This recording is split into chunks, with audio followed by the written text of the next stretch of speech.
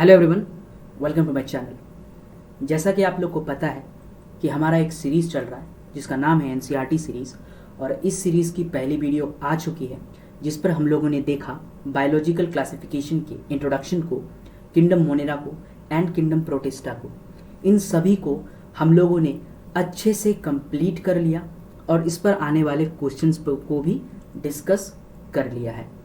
अब आज की पढ़ाई किंगडम मोनेरा और किंगडम प्रोटिस्टा के आगे जो कि है किंगडम फंगी, उस पर होगी। उससे पहले एनसीईआरटी सीरीज़ जो हमारी चल रही है उसकी कुछ खास बातें आप लोग को बता दी जाए। तो एनसीईआरटी सीरीज़ की खास बात ये है कि इस एनसीईआरटी सीरीज़ में हम लोग पूरी NCERT biology 11th and 12th को कंप्लीट करेंगे। इस पर आने वाले क्वेश्चंस को डिस्कस किया जाएगा और PYQs भी डिस्कस किया जाएगा।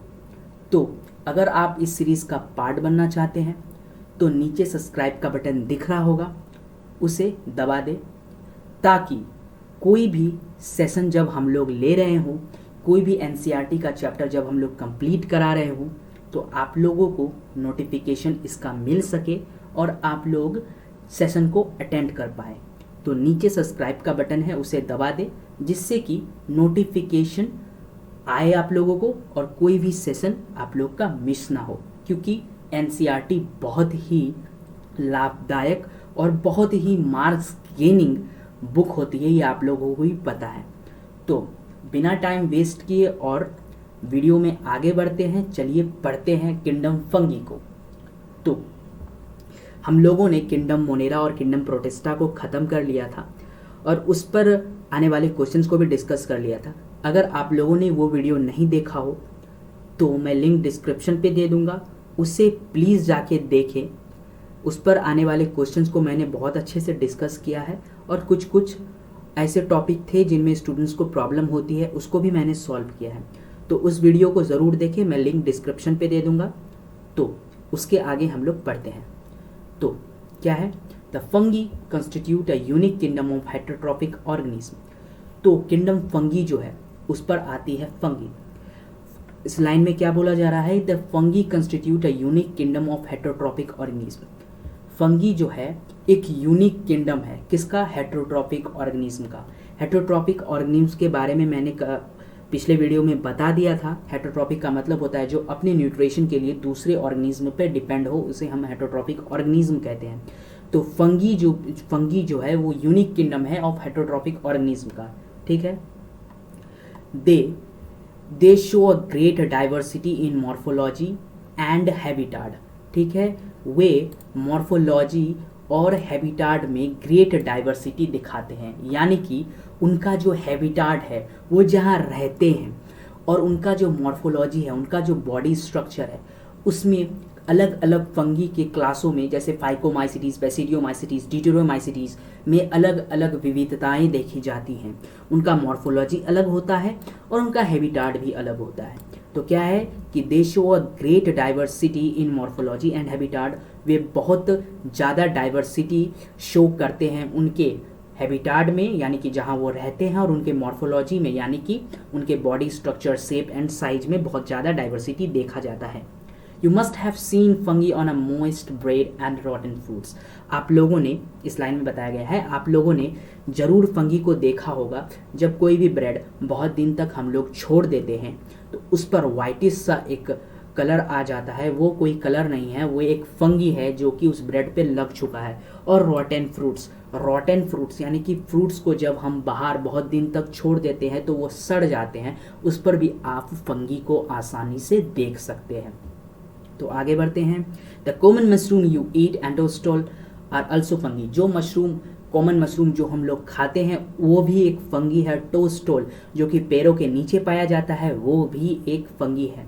White spots seen on mustard leaves are due to the parasitic fungi। और मस्टर्ड के क्रॉप पे व्हाइट स्पॉट करके एक बीमारी है, व्हाइट स्पॉट, व्हाइट रस्ट उस बीमारी का नाम है। वो बीमारी हो जाती है मस्टर्ड के लीव्स पे, आप उसको देख पाएंगे, वो भी फंगी के कारण होता है। जो कि कौन सा फंगी है, पैरासाइटिक फंगी। कौन सा फंगी है, पैरासाइटिक फंगी, ठीक है। Some unicellular fungi yeast are used to make bread and beer. कुछ यूनिसेलुलर फंगी ऐसे भी हैं जो यूजफुल हैं, बहुत ज़्यादा यूजफुल हैं, जो कि क्या करते हैं, ब्रेड और बियर बनाने में काम आते हैं। तो ऐसे यूनिसेलुलर फंगी कौन है, यीस्ट है। Point to be noted all of you, यहाँ पे क्वेश्चन आ सकता है और आया भी है बहुत बार कि कौन सा फंगी है जो कि यूजफुल है, जो कि ब्रेड और बियर बनाने में काम आता है। कौन सा ऐसा फंगी है जो कि ब्रेड एंड बियर बनाने में काम आता है। ऑप्शंस बहुत सारे रहेंगे, ऑप्शन 4 रहेंगे, लेकिन आपको टिक किस पे करना है, यीस्ट पे। याद रखेंगे कि नहीं, यीस्ट पे आपको टिक करना है। The answer is yeast. Yeast is use to make bread and beer. इसको हमेशा याद रखेंगे, बार बार मैं इसको बोल रहा हूँ कि यीस्ट को ब्रेड और बियर बनाने में इस्तेमाल किया जाता है। Other fungi causes disease in plants and animal. कुछ फंगी ऐसे भी हैं जो कि डिजीज काउज करते हैं, किस पे, प्लांट्स पे और एनिमल्स पे। ऐसे होंगे पैरासाइटिक फंगी, जो कि बता ही चुका हूँ। Wheat rust causing Puccinia is an important example. इस एग्जाम्पल को बहुत अच्छे से देख ले मेरे प्यारे दोस्तों। क्यों, क्योंकि ये बहुत बार इस पर क्वेश्चन आया है और आएगा भी। क्यों, क्योंकि ये बहुत ही इंपॉर्टेंट लाइन लिखा गया है एनसीईआरटी भाइयों के द्वारा। क्या कि wheat rust causing Puccinia is an important example. एक बीमारी है जिसका नाम है व्हीट रस्ट, ठीक है, व्हीट रस्ट। रस्ट यानी कि जंग के तरह का कलर व्हीट के क्रॉप पे लग जाता है। ये किस फंगी के कारण होता है, पुसीनिया, पुसीनिया, पुसीनिया, ठीक है। इसको आप बढ़िया से याद रखेंगे, बहुत बार इस पर क्वेश्चन आया है कि व्हीट रस्ट कौन सा ऑर्गेनिज्म काउज करता है। तो बहुत सारे ऑप्शंस में आप कौन सा टिक लगाएंगे, पुसीनिया को। याद रखेंगे कि नहीं, पॉइंट टू बी नोटेड, बार बार बोल रहा हूं, इसको याद रखेंगे। Wheat rust caused by Puccinia. Puccinia का है, फंगी का एक एग्जाम्पल है, ठीक है, इसको याद रखेंगे। आगे बढ़ते हैं। Some are the sources of antibodies. और कुछ फंगी ऐसे भी हैं जो कि एंटीबॉडीज के तरह काम आते हैं। तो कौन है ऐसे, पेनिसिलियम। पेनिसिलियम, इसको याद रखेंगे बढ़िया से।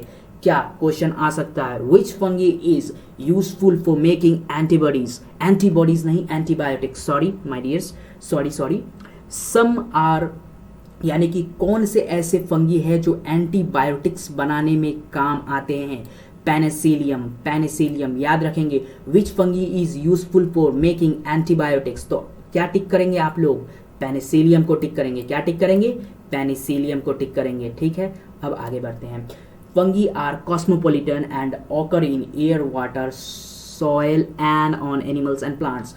फंगी जो है कॉस्मोपॉलिटन होते हैं, सारे जगह पाए जाते हैं। एयर में भी पाए जाते हैं, हवा में भी पाए जाते हैं, वाटर में भी पाए जाते हैं, सॉइल में भी पाए जाते हैं और एनिमल्स के अंदर, एनिमल्स में भी पाए जाते हैं एंड प्लांट्स में भी पाए जाते हैं। फंगी अंदर मतलब उन पे जब कोई भी फंगी लग जाता है तो एनिमल्स पे आप लोगों ने देखा होगा व्हाइटिश सा कलर हो जाता है। ज़्यादातर गायों में ऐसा देखा जाता है, डॉग्स में ऐसा देखा जाता है, वो सब फंगी है। तो फंगी जो होता है कॉस्मोपॉलिटन, कॉस्मोपॉलिटन मतलब सारे जगह पाए जाने वाला। कहाँ पे, एयर में यानी हवा में, वाटर यानी पानी में, सॉइल यानी मिट्टी में, एनिमल्स में भी पाए जाते हैं, जानवरों में भी पाए जाते हैं, प्लांट्स पौधों में भी पाए जाते हैं। आगे बढ़ते हैं। They prefer to grow in warm and humid places. ये हमेशा याद रखें इसको कि फंगी जो है ज़्यादा प्रेफर कहाँ करते हैं, ज़्यादा रहना कहाँ पसंद करते हैं, वार्म एंड ह्यूमिड प्लेसेस में, ठीक है। फंगी जो है ज़्यादा रहना कहाँ पसंद करते हैं, वार्म एंड ह्यूमिड प्लेसेस में ज़्यादा रहना पसंद करते हैं। कि जैसे ह्यूमंस कहाँ ज़्यादा रहना पसंद करते हैं, जहाँ ना ज़्यादा ठंडी हो, ना जहाँ ना ज़्यादा गर्मी हो, वहाँ ज़्यादा ह्यूमंस रहना पसंद करते हैं। तो उसी प्रकार फंगी कहाँ ज़्यादा प्रेफर करते हैं रहना, वार्म एंड ह्यूमिड प्लेसेस, यहाँ की जहाँ पे थोड़ा सा गर्मी हो और ह्यूमिड यानी कि नमी वाला एरियाज में फंगी ज़्यादा ग्रो करते हैं और वहीं पे प्रेफर करते हैं रहना, ठीक है। अब आगे बढ़ते हैं। With the exception of yeast, which are unicellular, fungi are filamentous। इसको बढ़िया से देखें कि एक ही ऐसा फंगी है जो कि यूनिसेलुलर है, वो कौन है, यीस्ट, ठीक है। Point to be noted all of you कि कौन सा ऐसा फंगी है जो यूनिसेलुलर है, याद रखेंगे यीस्ट, याद रखेंगे क्या, yeast. Which fungi is unicellular, तो कौन सा फंगी होगा, यीस्ट। यीस्ट जो है यूनिसेलुलर होता है और कोई भी यूनिसेलुलर नहीं होता है, सिर्फ यीस्ट ही एक्सेप्शन है सारी फंगियों में, जो कि होता है क्या, यूनिसेलुलर, यानी कि सिंगल सेल वाला। कौन होता है, हमारे यीस्ट भैया। ठीक है, फंगी आर फिलामेंटस, और यीस्ट को छोड़ के सारे फंगी क्या होते हैं, फिलामेंटस होते हैं, फिलामेंट के जैसा होते हैं। ठीक है, याद रखेंगे इसको। Their body is consist of long cylinder thread like structure, उनका जो बॉडी है कंसिस्ट होता है long cylinder thread like structures के जैसे। ठीक है, उसको हम लोग क्या बोलते हैं, हाइफे बोलते हैं। क्या बोलते हैं, हाइफे। ठीक है, कोई भी पूछेगा, अगर क्वेश्चन आ गया अगर कि फंगी का बॉडी जो है उसको क्या बोलते हैं, तो बोलेंगे हाइफे। हाइफे का अर्थ क्या हुआ, उनका बॉडी जो हो कंजिस्ट होगा, बना हुआ होगा किससे, cylinder like long cylinder thread like structure का बना हुआ होगा उनका बॉडी, और उसको क्या बोलते हैं, हाइफे बोलते हैं। याद रखना है इसको, बहुत बार क्वेश्चन आया है। ठीक है, अब आगे बढ़ते हैं। The network of hyphae is known as mycelium, और नेटवर्क ऑफ हाइफे को हम लोग क्या बोलते हैं, माइसीलियम बोलते हैं। क्या बोलते हैं, माइसीलियम बोलते हैं। क्वेश्चन आएगा, बहुत बार आया है, क्वेश्चन आएगा कि network of hyphae is known as dash, तो आप लोग क्या टिक लगाएंगे, माइसीलियम। इसको बार बार याद रखेंगे कि दिलोजा में अपना बसा लेंगे। नेटवर्क ऑफ हाइफे को हम लोग क्या बोलते हैं, माइसीलियम बोलते हैं। क्या बोलते हैं, माइसीलियम बोलते हैं। ठीक है, आगे बढ़ते हैं। Some hyphae are continuous tubes filled with multinucleated cytoplasm, और कुछ ऐसे हाइफे होते हैं जो कि कंटिन्यूअस ट्यूब्स के बने हुए रहते हैं और उस पे फिल्ड होते हैं, भरे हुए होते हैं क्या, मल्टीन्यूक्लिएटेड साइटोप्लाज्म। मल्टीन्यूक्लिएटेड यानी कि बहुत सारा न्यूक्लियस, और साइटोप्लाज्म, मल्टीन्यूक्लिएटेड साइटोप्लाज्म का वो लोग रहता है। ठीक है, क्या, सम हाइफे, कुछ ऐसे हाइफे होते हैं जो ट्यूब के तरह होते हैं, ट्यूब फील्ड होते हैं। ठीक है, और उस ट्यूब में क्या फील्ड होता है, multinucleated cytoplasm. These are called coenocytic hyphae. कोई अगर पूछे कि मल्टीन्यूक्लिएटेड साइटोप्लाज्म जो जिस फंगी में होता है उस फंगी को क्या बोलते हैं, सिनोसिटिक हाइफे। सिनोसिटिक हाइफे, उस हाइफे को क्या बोलते हैं, सिनोसिटिक हाइफे। ऐसे जनरली तो सारे हाइफे ही होते हैं, लेकिन अगर ऐसे हाइफे हो जो कि कंटिन्यूअस ट्यूब्स के बने हो और उसमें फिल्ड हो मल्टीन्यूक्लिएटेड साइटोप्लाज्म, तो उस हाइफे को एक नया टर्म दिया जाता है, जिस टर्म का नाम क्या है, सिनोसिटिक हाइफे। ठीक है, इसको याद रखेंगे अच्छे से। ठीक, अब आगे बढ़ते हैं। अदर्स हैव सेप्टेड और cross walls in their hyphae, और कुछ फंगी ऐसे होते हैं जिनमें सेप्टेड और क्रॉस वॉल्स पाए जाते हैं। ठीक है, उनके हाइफे में, कुछ फंगी के हाइफे में क्या होते हैं, सेप्टेड और क्रॉस वॉल्स पाए जाते हैं। ठीक, the cell wall of the fungi are composed of chitin and polysaccharides. इसको बढ़िया से याद रखेंगे, अपने दिलो जान में बसा लेंगे, मिटने नहीं देंगे, बार बार याद रखेंगे कि फंगी का सेल वॉल। क्यों याद रखेंगे, क्योंकि बहुत बार क्वेश्चन आया है और आएगा भी, फिक्स है क्या, कि फंगी का जो सेल वॉल है वो किससे बना हुआ होता है, काइटिन एंड पॉलीसैकेराइड। काइटिन और पॉलीसैकेराइड से फंगी का सेल वॉल बना हुआ होता है। काइटिन एंड पॉलीसैकेराइड से फंगी का सेल वॉल बना हुआ होता है। फंगी का सेल वॉल किससे बना हुआ होता है, काइटिन एंड पॉलीसैकेराइड्स। ठीक है, अब आगे बढ़ते हैं। Most fungi are heterotrophic and absorb soluble organic matter. बहुत सारे फंगी पहले ही डिस्कस कर चुके हैं कि फंगी जो क्या है, हेट्रोट्रॉपिक ऑर्गेनिज्म है। ठीक है, और हेट्रोट्रॉपिक में ये क्या एब्जॉर्ब करते हैं न्यूट्रिशन की तरह, मतलब कि अपने बॉडी में न्यूट्रिशन कैसे रहते हैं, एब्जॉर्ब करते हैं। सॉल्यूबल हो जो organic matter, organic soluble organic matter को ये एब्जॉर्ब करते हैं फ्रॉम किससे, डेड सब्सट्रेट। डेड सब्सट्रेट से ये सॉल्यूबल ऑर्गेनिक मैटर को क्या करते हैं, एब्जॉर्ब करते हैं। और ऐसे फंगी, ऐसे ऑर्गेनिज्म, कोई भी ऐसा ऑर्गेनिज्म जो कि डेड सड़ा गला मरा चीज खाता है, उसको हम लोग क्या बोलते हैं, सैप्रोफाइट्स। पिछले वीडियो में मैंने डिस्कस किया था सैप्रोफाइट्स के बारे में कि जो सड़ा गला मरा चीज खाते हैं उनको बोला जाता है सैप्रोफाइट्स। खाते का मतलब यहाँ अर्थ है न्यूट्रिशन लेते हैं उनसे, तो उनको क्या बोलेंगे, सैप्रोफाइट्स बोलेंगे। याद रखेंगे इसको। ठीक है, those that depend on living plant and animal are called parasites.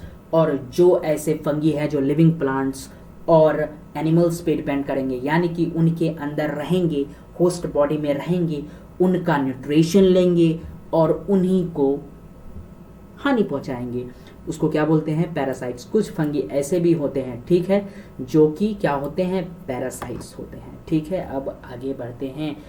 और कुछ fungi can live also as symbionts, कुछ फंगी ऐसे होते हैं जो सिम्बॉइंट्स की तरह, बहुत ही अच्छा होता है सिम्बॉइंट्स, यानी कि कहने का अर्थ है सिम्बॉइंट्स की तरह कुछ फंगी जो हैं मतलब कि शो करते हैं सिम्बॉइंट्स। सिम्बॉइंट्स मतलब यानी कि ना मैं तुम्हारा नुकसान पहुंचाऊंगा ना तुम मेरा नुकसान पहुंचाओगे, तुम मेरा फ़ायदा करो मैं भी तुम्हारा फ़ायदा करूंगा, ठीक है, ऐसे सिम्बॉइंट्स होते हैं। कुछ फंगी ऐसे होते हैं जो सिम्बॉइंट्स के तरह अपना लाइफ बिताते हैं, ठीक है। कौन सा है एग्जाम्पल, इस एग्जाम्पल को बढ़िया से याद रखेंगे। Association with algae as lichens and with roots of higher plants as mycorrhiza, ठीक है। क्या एसोसिएशन विथ एल्गी, ऐसे फंगी जो कि अलगी के साथ एसोसिएशन करे और सिम्बॉइंट रिलेशनशिप में रहें, उसको क्या बोलते हैं, लाइकेंस बोलते हैं। फिर से मैं रिपीट करता हूं, ऐसे फंगी जो कि अलगी के साथ सिम्बॉयंट रिलेशनशिप रखे। सिम्बॉयंट रिलेशनशिप का मतलब ना तुम मेरा फायदा पहुंचाओगे मैं भी तुम्हारा फायदा पहुंचाऊंगा, तो उसको क्या बोलते हैं, लाइकेंस बोलते हैं। ऐसे फंगी जो कि अलगी के साथ सिम्बॉयंट रिलेशनशिप निभाते हैं उसको बोलते हैं लाइकेंस। याद रखेंगे, बहुत बार क्वेश्चन आया है लाइकेंस, ठीक है। अब आगे बढ़ते हैं। और कुछ फंगी ऐसे होते हैं जो हायर प्लांट्स के रूट्स के से सिम्बॉयंट रिलेशनशिप बनाते हैं, सिम्बॉयंट रिलेशनशिप में रहते हैं हायर प्लांट के रूट्स में, उनको क्या बोलते हैं, माइकोरेजिया। माइकोरेजिया क्या बोलते हैं, माइकोरेजिया। याद रखेंगे इसको। ऐसे फंगी जो कि हायर प्लांट के रूट के साथ सिम्बॉयंट रिलेशनशिप में रहते हैं उसको बोलते हैं माइकोरेजिया, ठीक है, इसको याद रखेंगे बढ़िया से। अब आगे बढ़ते हैं। Reproduction in fungi can takes place by vegetative means fragmentation, fusion and budding, ठीक है। यानी कि फंगी में रिप्रोडक्शन कैसे होता है, फंगी में रिप्रोडक्शन होता है फ्रेगमेंटेशन से होता है, फ्यूजन से होता है और बडिंग से होता है, ठीक है। Asexual reproduction is by spores called conidia and sporangiospores और जूस्पोर्स। इसको बहुत अच्छे से याद रखेंगे कि असेक्सुअल रिप्रोडक्शन जो है, असेक्सुअल रिप्रोडक्शन जो है फंगी में, ये कनेडिया के द्वारा होता है और स्पोरेंजियोस्पोर्स के द्वारा होता है और जूस्पोर्स के द्वारा होता है। इसको बढ़िया से याद रखेंगे, बहुत बार क्वेश्चन आया है, अपने दिलोजा में बसा लेंगे। क्या कि असेक्सुअल रिप्रोडक्शन फंगी में कनेडिया से होता है, स्पोरेंजियोस्पोर्स से होता है एंड जूस्पोर्स से होता है। अब आगे बढ़ते हैं। अब असेक्सुअल रिप्रोडक्शन की बात हो गई, अब बात होगी सेक्सुअल रिप्रोडक्शन की। सेक्सुअल रिप्रोडक्शन फंगी में कैसे होता है, oospores से होता है, एस्कोस्पोर्स से होता है एंड बेसिडियोस्पोर्स से होता है, ठीक है। यानी कि सेक्सुअल रिप्रोडक्शन किससे होता है, oospores से होता है, एस्कोस्पोर्स से होता है एंड बेसिडियोस्पोर्स से होता है सेक्सुअल रिप्रोडक्शन। इस पे कंफ्यूजन हो सकता है जूस्पोर्स और oospores में, तो मैं आप लोग को इसका ट्रिक बता देता हूँ।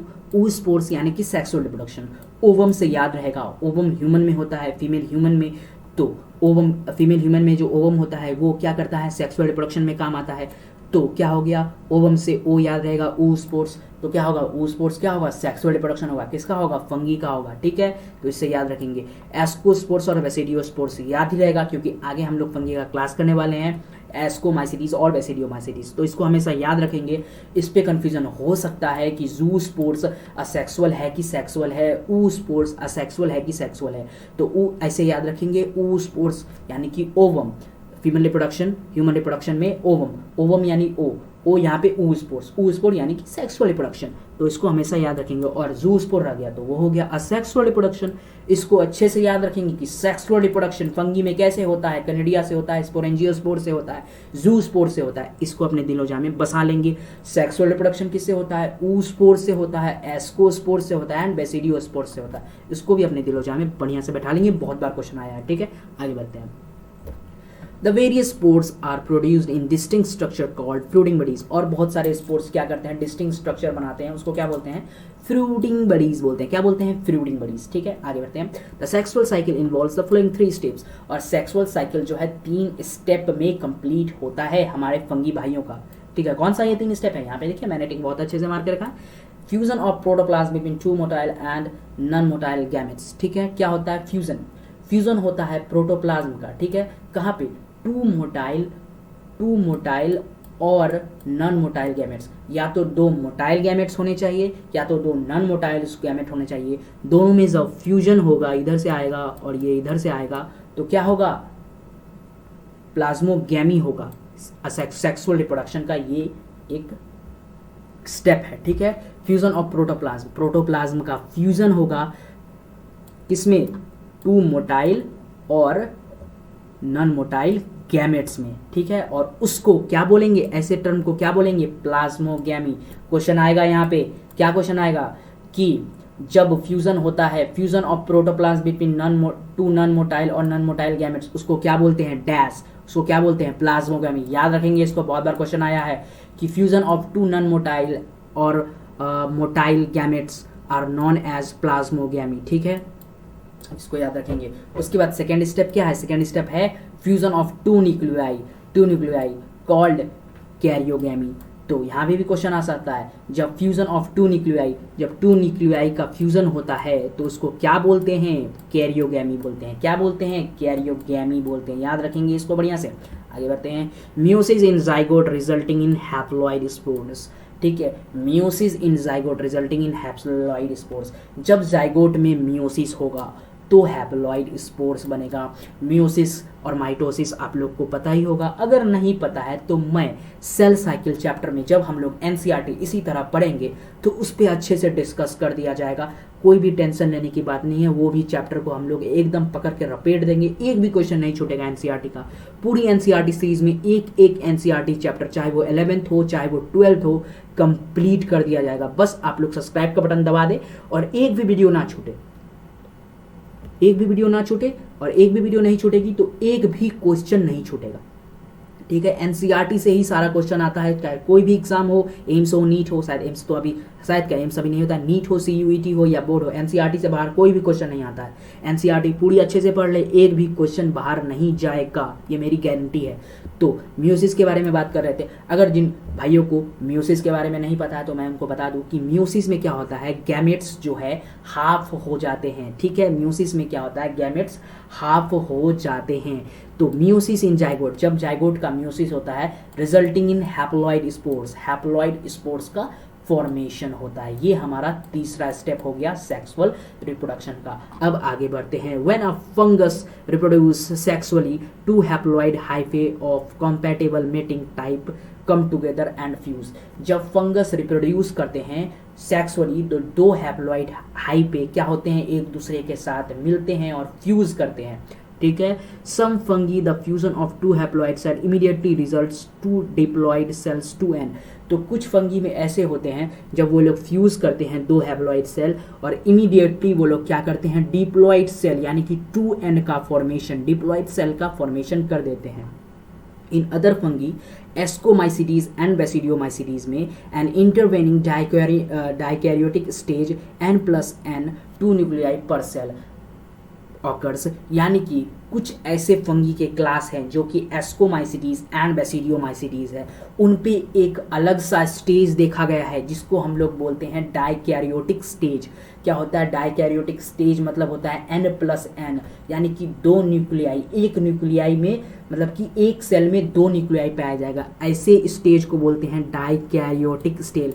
तो क्वेश्चन आएगा डाइकैरियोटिक स्टेज कौन से फंगी में पाया जाता है, तो एस्कोमाइसिटीज और बेसिडियोमाइसिटीज में डाइकैरियोटिक स्टेज पाया जाता है। पॉइंट टू बी नोटेड, अच्छे से याद रखें इसको, एस्कोमाइसिटीज और बेसिडियोमाइसिटीज में डाइकैरियोटिक स्टेज पाया जाता है, ठीक है। अब आगे बढ़ते हैं, such a condition is called dikaryon, और उस कंडीशन को हम लोग क्या बोलते हैं, डाइकैरियोन बोलते हैं, ठीक है। And the phase is called dikaryophase, और उस फेज को क्या बोलते हैं, वो स्थिति को क्या बोलते हैं, डाइकैरियो फेज बोलते हैं, ठीक है। Later the parental nuclei fuse and the cells become diploid, उसके बाद क्या होता है, पेरेंटल न्यूक्लियाई फ्यूज कर देता है और सेल बन जाते हैं diploid. The fungi form fluting bodies in which reproduce division occurs, और उसके बाद क्या होते हैं, फंगी भाई जो है हमारे फ्लूटिंग बॉडीज का फॉर्मेशन कर देते हैं एंड रिडक्शन डिवीजन ऑकर्स, और उसके बाद रिडक्शन डिवीजन यानी कि घटते क्रम स्टार्ट हो जाता है, उनका हैप्लॉइड स्पोर्स बनना स्टार्ट हो जाता है। जैसे यहाँ लिखा हुआ होगा leading to formation of haploid spores, जैसा कि है मैंने बोला कि उनका हैप्लॉइड स्पोर्स बनना स्टार्ट हो जाता है। हैप्लॉइड स्पोर्स बनेंगे तभी वो रिप्रोड्यूस करेंगे, आगे बढ़ेंगे, अपना जनसंख्या को बढ़ाएंगे, ठीक है। The morphology of the morphology of the mycelium, mode of spores formation and fruiting bodies from the basic division of the phylum to various classes। तो अब हम लोग morphology of mycelium यानी कि mycelium कैसा है नहीं है, spores कैसा है नहीं है, सब के बारे में डिटेल्ड में पढ़ेंगे फंगी के वेरियस क्लासेस में। तो फंगी का कौन कौन सा क्लासेस होता है, सबसे पहले याद रखें फंगी का होता है 4 क्लासेस। कौन क्लासेस? फाइकोमाइसिटीज, एस्कोमाइसिटीज, बेसिडियोमाइसिटीज और कौन last one is deuteromycetes. Last one is deuteromycetes. Fungi का 4 क्लास होता है। कौन सा 4 क्लास होता है? Phycomycetes, ascomycetes, basidiomycetes and deuteromycetes. इसको बढ़िया से याद रखेंगे, ठीक है। अब हम लोग पढ़ना चालू करते हैं। फंगी का फर्स्ट क्लास कौन सा, बोले मेरे साथ, फाइकोमाइसिटीज। चलिए अब आगे बढ़ते हैं, फाइकोमाइसिटीज पढ़ते हैं।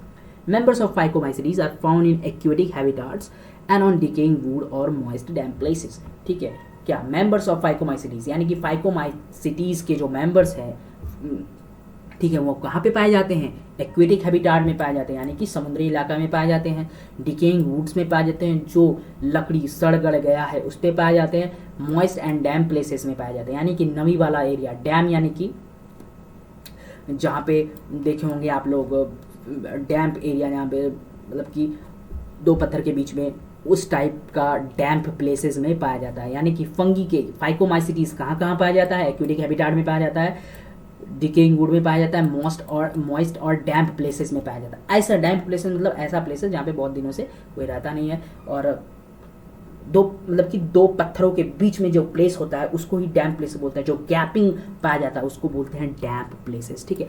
ऐसे प्लेसेस में कौन पाए जाते हैं? हमारे फाइकोमाइसिटीज भैया, ठीक है। आगे बढ़ते हैं हम लोग फाइकोमाइसिटीज में। The mycelium is aseptate and coenocytic. तो हमेशा याद रखें, क्वेश्चन बहुत बार आया है कि फाइकोमाइसिटीज का माइसीलियम कैसा होता है, सेप्टेड होता है या एसेप्टेड होता है? तो एसेप्टेड होता है। और सारे जैसे कि एस्कोमाइसिटीज, बेसिडियोमाइसिटीज और ड्यूटेरोमाइसिटीज का जो है माइसीलियम कैसा होता है? सेप्टेड होता है। लेकिन इस यही भाई है मेरा फाइकोमाइसिटीज, जो कि क्या होता है? एसेप्टेड होता है। यही फंगी भाई एसेप्टेड होते हैं, माइसीलियम इनके माइसीलियम एसेप्टेड होते हैं। यही फंगी के माइसीलियम एसेप्टेड होते हैं। और बाकी जो 3 क्लास हैं फंगी के, एस्कोमाइसिटीज, बेसिडियोमाइसिटीज, ड्यूटेरोमाइसिटीज, उनमें एसेप्टेड नहीं होता है, सेप्टेड होता है। कंफ्यूजन हो सकता है, क्लियर यहीं पे कर दे रहा हूं कि सिर्फ फाइकोमाइसिटीज एसेप्टेड होता है, बाकी 3 जो हैं सेप्टेड होते हैं। एसेप्टेड और सिनोसिटिक होता है phycomycetes. Asexual reproduction takes place by zoospores motile. तो पहले ही मैंने बता चुका था कि असेक्सुअल रिप्रोडक्शन जूस्पोर्स से होता है। तो इस फंगी में भी असेक्सुअल रिप्रोडक्शन होता है। किससे होता है? जूस्पोर से होता है। जूस्पोर क्या है? मोटाइल है। और ए प्लेनोस्पोर जो है नॉन मोटाइल है। क्या है? नॉन मोटाइल है। तो असेक्सुअल रिप्रोडक्शन फाइकोमाइसिटीज में 2 तरह से होता है, 2 स्पोर्स के हेल्प से होता है। एक है जूस्पोर्स, दूसरा है ए प्लेनोस्पोर्स। जूस्पोर्स जो है मोटाइल है, ए प्लेनोस्पोर्स जो है नॉन मोटाइल है। जूस्पोर्स जो है मोटाइल है, ए प्लेनोस्पोर्स जो है नॉन मोटाइल है। याद रखेंगे इसको, कंफ्यूजन होगा लेकिन कंफ्यूज नहीं होना है मेरे स्टूडेंट्स को। क्या? जूस्पोर्स मतलब मोटाइल, ए प्लेनोस्पोर्स मतलब नॉन मोटाइल, ठीक है। ए लग गया तो नॉन मोटाइल समझ लीजिएगा, ठीक है। ए प्लेनोस्पोर्स यानी नॉन मोटाइल, ठीक है। अब आगे बढ़ते हैं। These spores are endogenously produced by sporangium।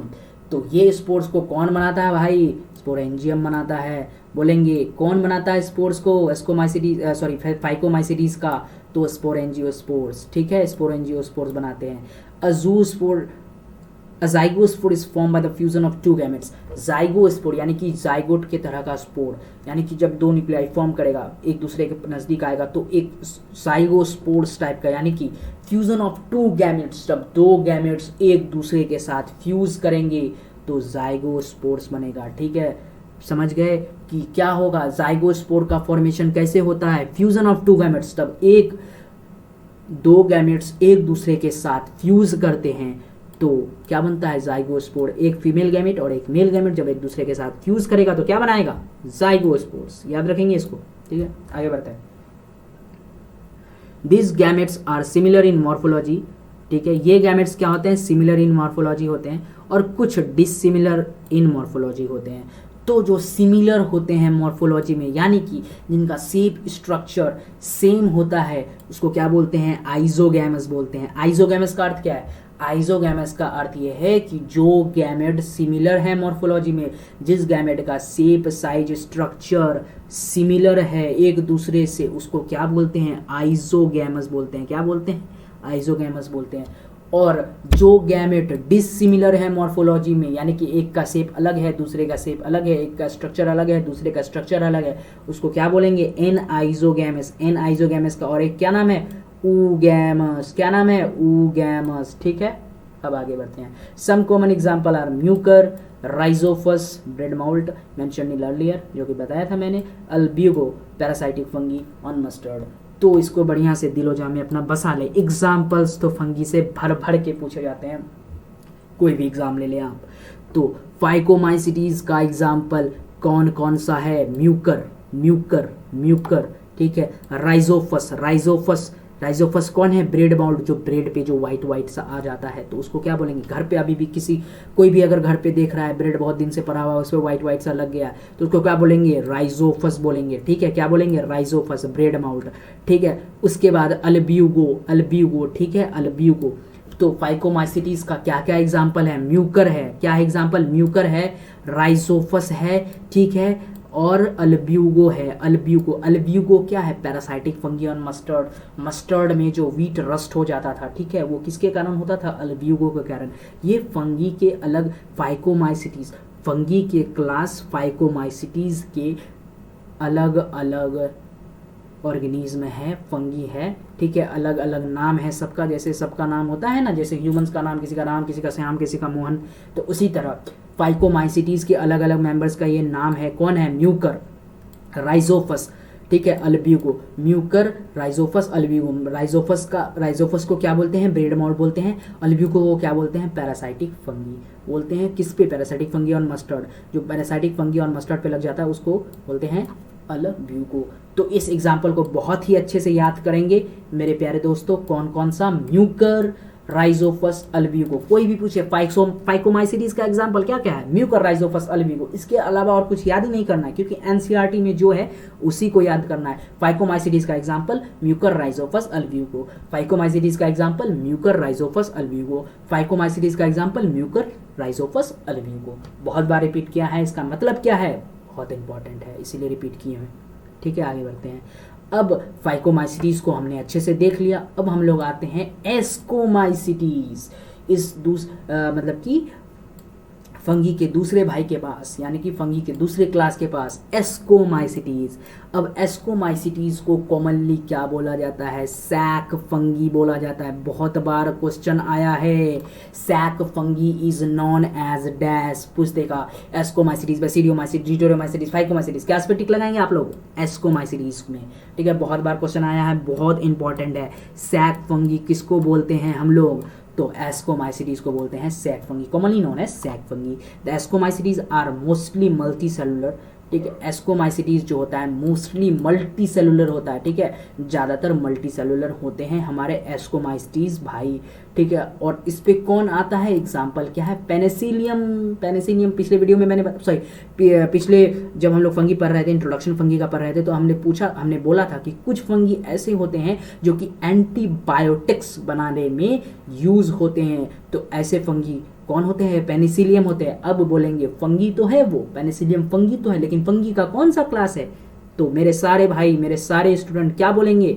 Ascomycetes. क्या बोलेंगे? एस्कोमाइसिटीज बोलेंगे कि नहीं? इसको दिलो-जा में बसा लेंगे कि पेनिसिलियम फंगी के कौन से क्लास में आता है, तो एस्कोमाइसिटीज के क्लास में आता है। पेनिसिलियम एंटीबायोटिक्स बनाने में यूज होता है, जो कि एक फंगी है। फंगी के कौन से क्लास में आता है? एस्कोमाइसिटीज क्लास में आता है। अब आगे बढ़ते हैं। Rarely unicellular yeast, saccharomyces.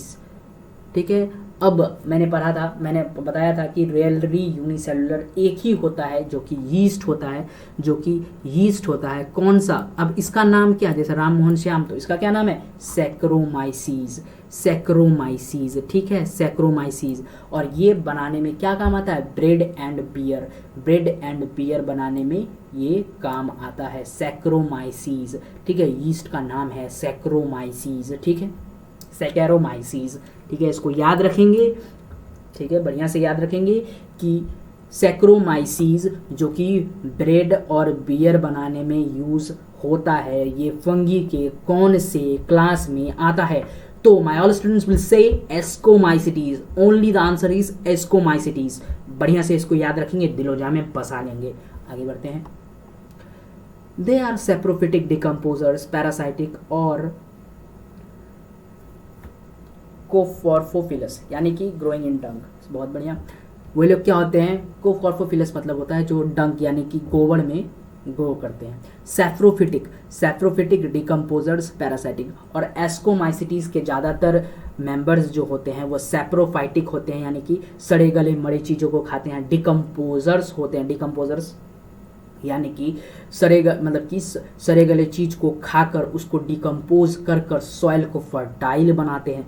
Parasitic भी होते हैं, गंदे वाले, जो कि होस्ट बॉडी में रहकर दूसरे होस्ट बॉडी में रहते हैं, उनका न्यूट्रिशन लेंगे और उसी को हानि पहुंचाएंगे। और कुछ होते हैं कैप्रोफिलस जो कि ग्रो करते हैं किस में? डंक में, डंक यानी गोबर में। अब माइसीलियम, इसका माइसीलियम कैसा होता है? एस्कोमाइसिटीज का माइसीलियम कैसा होता है? Branched and septate. तो मैंने बताया था सिर्फ क्या होता है? फाइकोमाइसिटीज का ही जो है माइसीलियम असेप्टेड होता है और सारे का क्या होता है? सेप्टेड। तो इसका है सेप्टेड। इसका माइसीलियम कैसा होता है? Branched and septate. कैसा होता है? Branched and septate. कैसा होता है? Branched and septate. ठीक है, अब आगे बढ़ते हैं। The asexual spores are conidia produced exogenously on the spatial mycelium called conidiospores। तो मैंने पहले बताया था और एनसीईआरटी में भी लिखा हुआ है कि असेक्सुअल स्पोर्स क्या होता है? कनिडिया होता है। तो असेक्सुअल रिप्रोडक्शन ये किससे करता है? कनिडिया से करता है। कनिडिया किससे बनता है? बनता है स्पेशल माइसीलियम से, जिसका नाम क्या है? कनिडियोस्पोर्स। तो क्वेश्चन आएगा conidia is produced by special mycelium called dash. तो क्या लगाएंगे टिक आप लोग? कनेडियोफोर्स। ठीक है, कनेडियोफोर्स। क्या लगाएंगे टिक? कनेडियोफोर्स। अब आगे बढ़ते हैं। Conidia on the germination produced mycelium. Conidia का जब जर्मिनेशन होता है और वो बनाता है, कोनिडिया का जर्मिनेशन जब होता है वो क्या बनाता है? माइसेलियम बनाता है। ठीक है, और माइसेलियम इसका कैसा होता है? सेप्टेड होता है। कैसा होता है माइसेलियम? सेप्टेड। याद रखेंगे इसको, माइसेलियम कैसा होता है? सेप्टेड होता है। Sexual spores are called ascospores, और ये एस्कोमाइसिटीज है, इसीलिए याद रखना बहुत ही आसान है कि इसका सेक्सुअल स्पोर्स कैसा होता है? एस्कोस्पोर्स होता है। सेक्सुअल रिप्रोडक्शन क्या होता है? एस्कोस्पोर्स होता है। सेक्सुअल रिप्रोडक्शन ये किससे करेगा? एस्कोस्पोर से करेगा। Which are produced endogenously by sac like asci, singular इसका एस्कस है। तो असेक्सुअल रिप्रोडक्शन किससे होता है? एस्कोमाइसिटीज में, कोनिडिया से होता है। और सेक्सुअल रिप्रोडक्शन किससे होता है? एस्कोस्पोर्स से होता है, जो कि प्रोड्यूस किससे होता है? सैक लाइक एसी से होता है। This asci are arranged in different types of floating bodies called ascocarps. और ये जो एसीज है ये अरेंज्ड होते हैं different type of floating bodies में, जिसको हम लोग एस्कोकार्प बोलते हैं। अब आते हैं सबसे मेन इसके एग्जाम्पल्स पे, एस्कोमाइसिटीज के एग्जाम्पल्स पे। तो एस्कोमाइसिटीज का एग्जाम्पल्स क्या है? Aspergillus Claviceps Neurospora. ठीक है, Aspergillus Claviceps and Neurospora. Aspergillus Claviceps and Neurospora. इसको बढ़िया से याद रखेंगे कि एस्कोमाइसिटीज का एग्जाम्पल कौन है? Aspergillus Claviceps and Neurospora. Aspergillus Claviceps and Neurospora. हमेशा इसको दिलोजा में बसा लेंगे कि एस्कोमाइसिटीज का एग्जाम्पल कौन है? Aspergillus Claviceps and Neurospora. अब न्यूरोस्पोरा के बारे में कुछ बातें। Neurospora is used extensively in biochemical and genetic work. Biochemical और जेनेटिक वर्क में फंगी है, जो कौन सा फंगी है? न्यूरोस्पोरा। वो बहुत ज़्यादा एक्सटेंसिवली यूज्ड होता है। Many members like morels and truffles are edible and considered delicacies. ठीक है, बहुत सारे फंगी के ऐसे एस्कोमाइसिटीज के ऐसे मेंबर्स हैं जो कि एडिबल होते हैं, खाने योग्य होते हैं। कौन कौन है वो? Morals and truffles. इसको बढ़िया से याद रखेंगे कि एस्कोमाइसिटीज के कौन से मेंबर एडिबल हैं तो मोरल्स और ट्रफल्स। इसको बढ़िया से याद रखेंगे, morels and truffles are edible fungi which comes in which class, ascomycetes. Very good, आगे बढ़ते हैं। अब आते हैं हम लोग, हमने फाइकोमाइसिटीज और एस्कोमाइसिटीज को अच्छे से कंप्लीट कर लिया। अब आते हैं हम फंगी के नेक्स्ट क्लास में जिसका नाम है बेसिडियोमाइसिटीज। क्या नाम है? Basidiomycetes. Commonly known forms of basidiomycetes are mushrooms. यानी कि बेसिडियोमाइसिटीज का कॉमनली नॉन फॉर्म्स क्या होता है? क्या होता है? मशरूम्स होता है। क्या होता है? मशरूम्स होता है। ठीक है, याद रखेंगे इसको। और इसको क्या बोलते हैं हम लोग? ब्रैकेट फंगी और पफ वॉल्स भी बोला जाता है। क्या बोला जाता है? रिपीट करें मेरे साथ, क्या बोला जाता है? बोले, ब्रैकेट फंगी और पफ वॉल्स। बोलते क्यों नहीं हो? बोलो मेरे साथ, बोलोगे तब ना होगा याद, ऐसे थोड़े होता है याद, बोलने से याद होगा।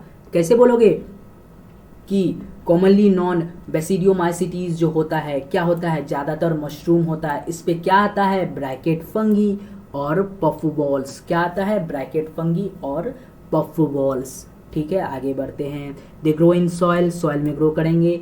On logs and tree stumps, और लॉग्स और ट्री स्टम्स, यानी लॉग्स में भी ग्रो करते हैं। देखे होंगे पेड़ के नीचे जो पुट पुट पुट रहता है, ट्री स्टम्स में भी ग्रो करते हैं। ठीक है, टोड स्टोल, याद आया टोड स्टोल के बारे में जो बोला था? या पेड़ के नीचे जो ऐसे छाता टाइप का रहता है, वही है ये। ठीक है, in the living plant as parasites. ठीक है, they grow in soil, logs and tree stumps and living plant bodies as parasites.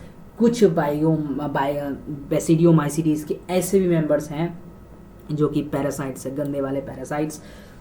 ठीक है, मुझे अच्छा नहीं लगता है पैरासाइट्स, क्योंकि ये जिस होस्ट में रहते हैं उसी होस्ट को हानि पहुंचाते हैं और उसी से न्यूट्रिशन लेते हैं, यानी कि कुछ ह्यूमंस के तरह है ये।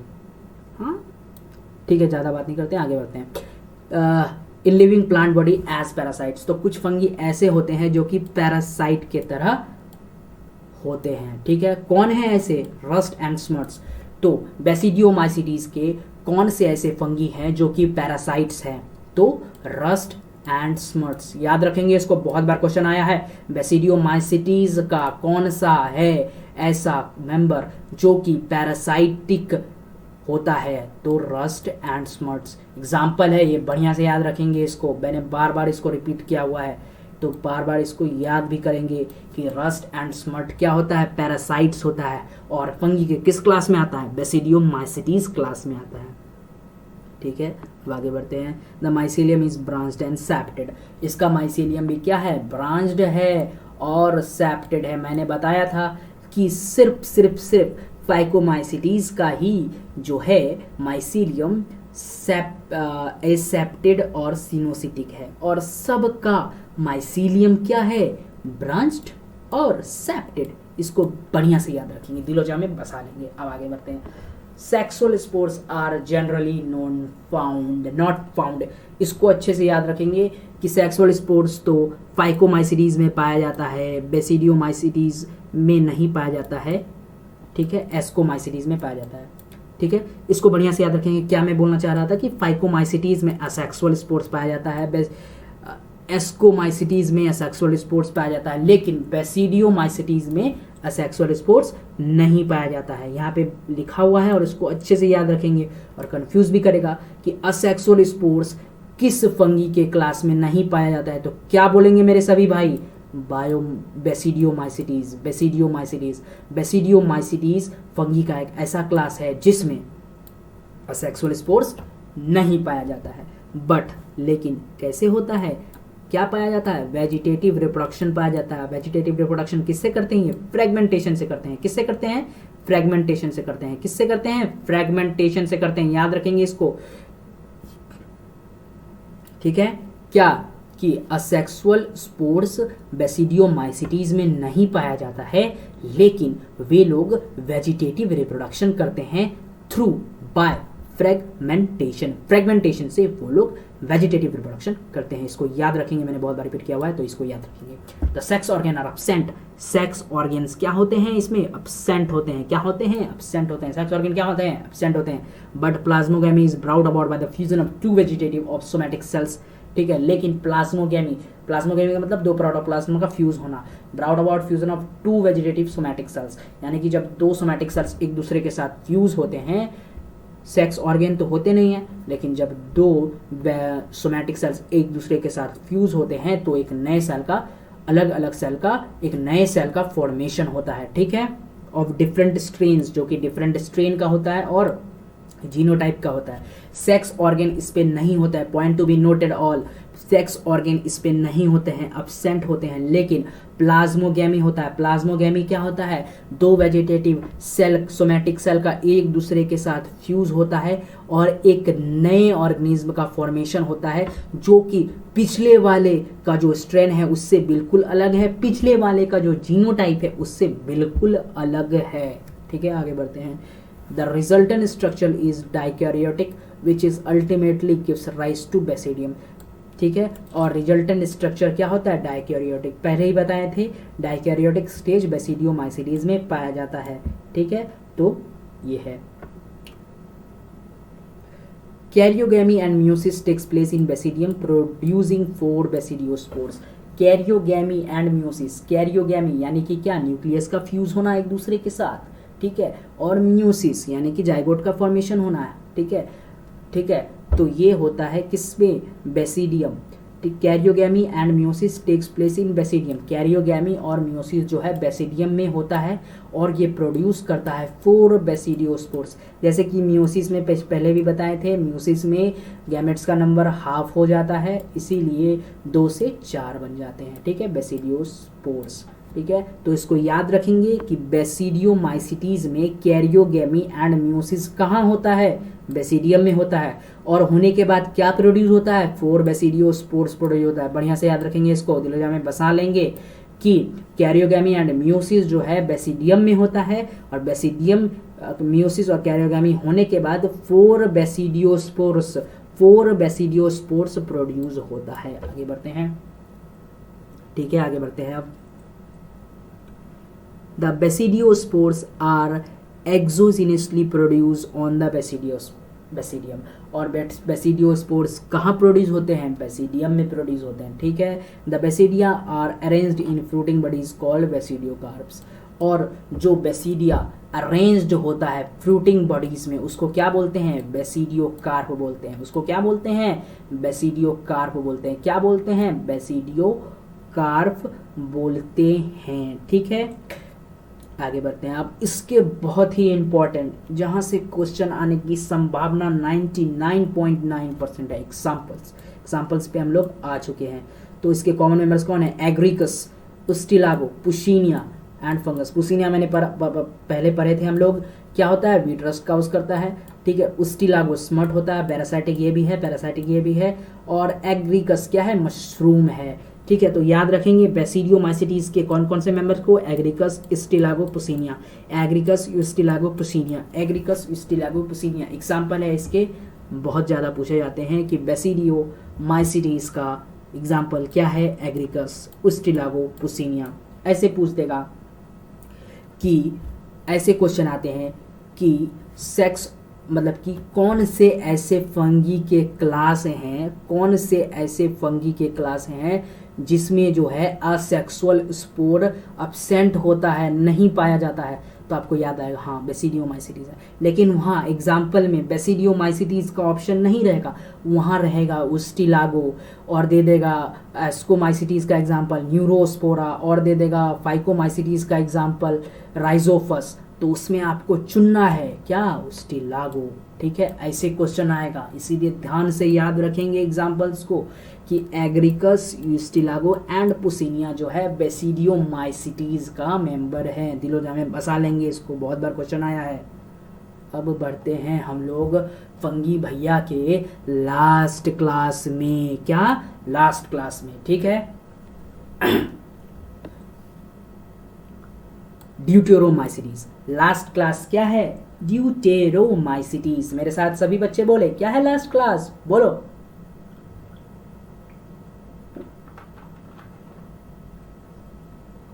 बोले कि नहीं? ड्यूटेरोमाइसिटीज, लास्ट क्लास क्या है? Deuteromycetes.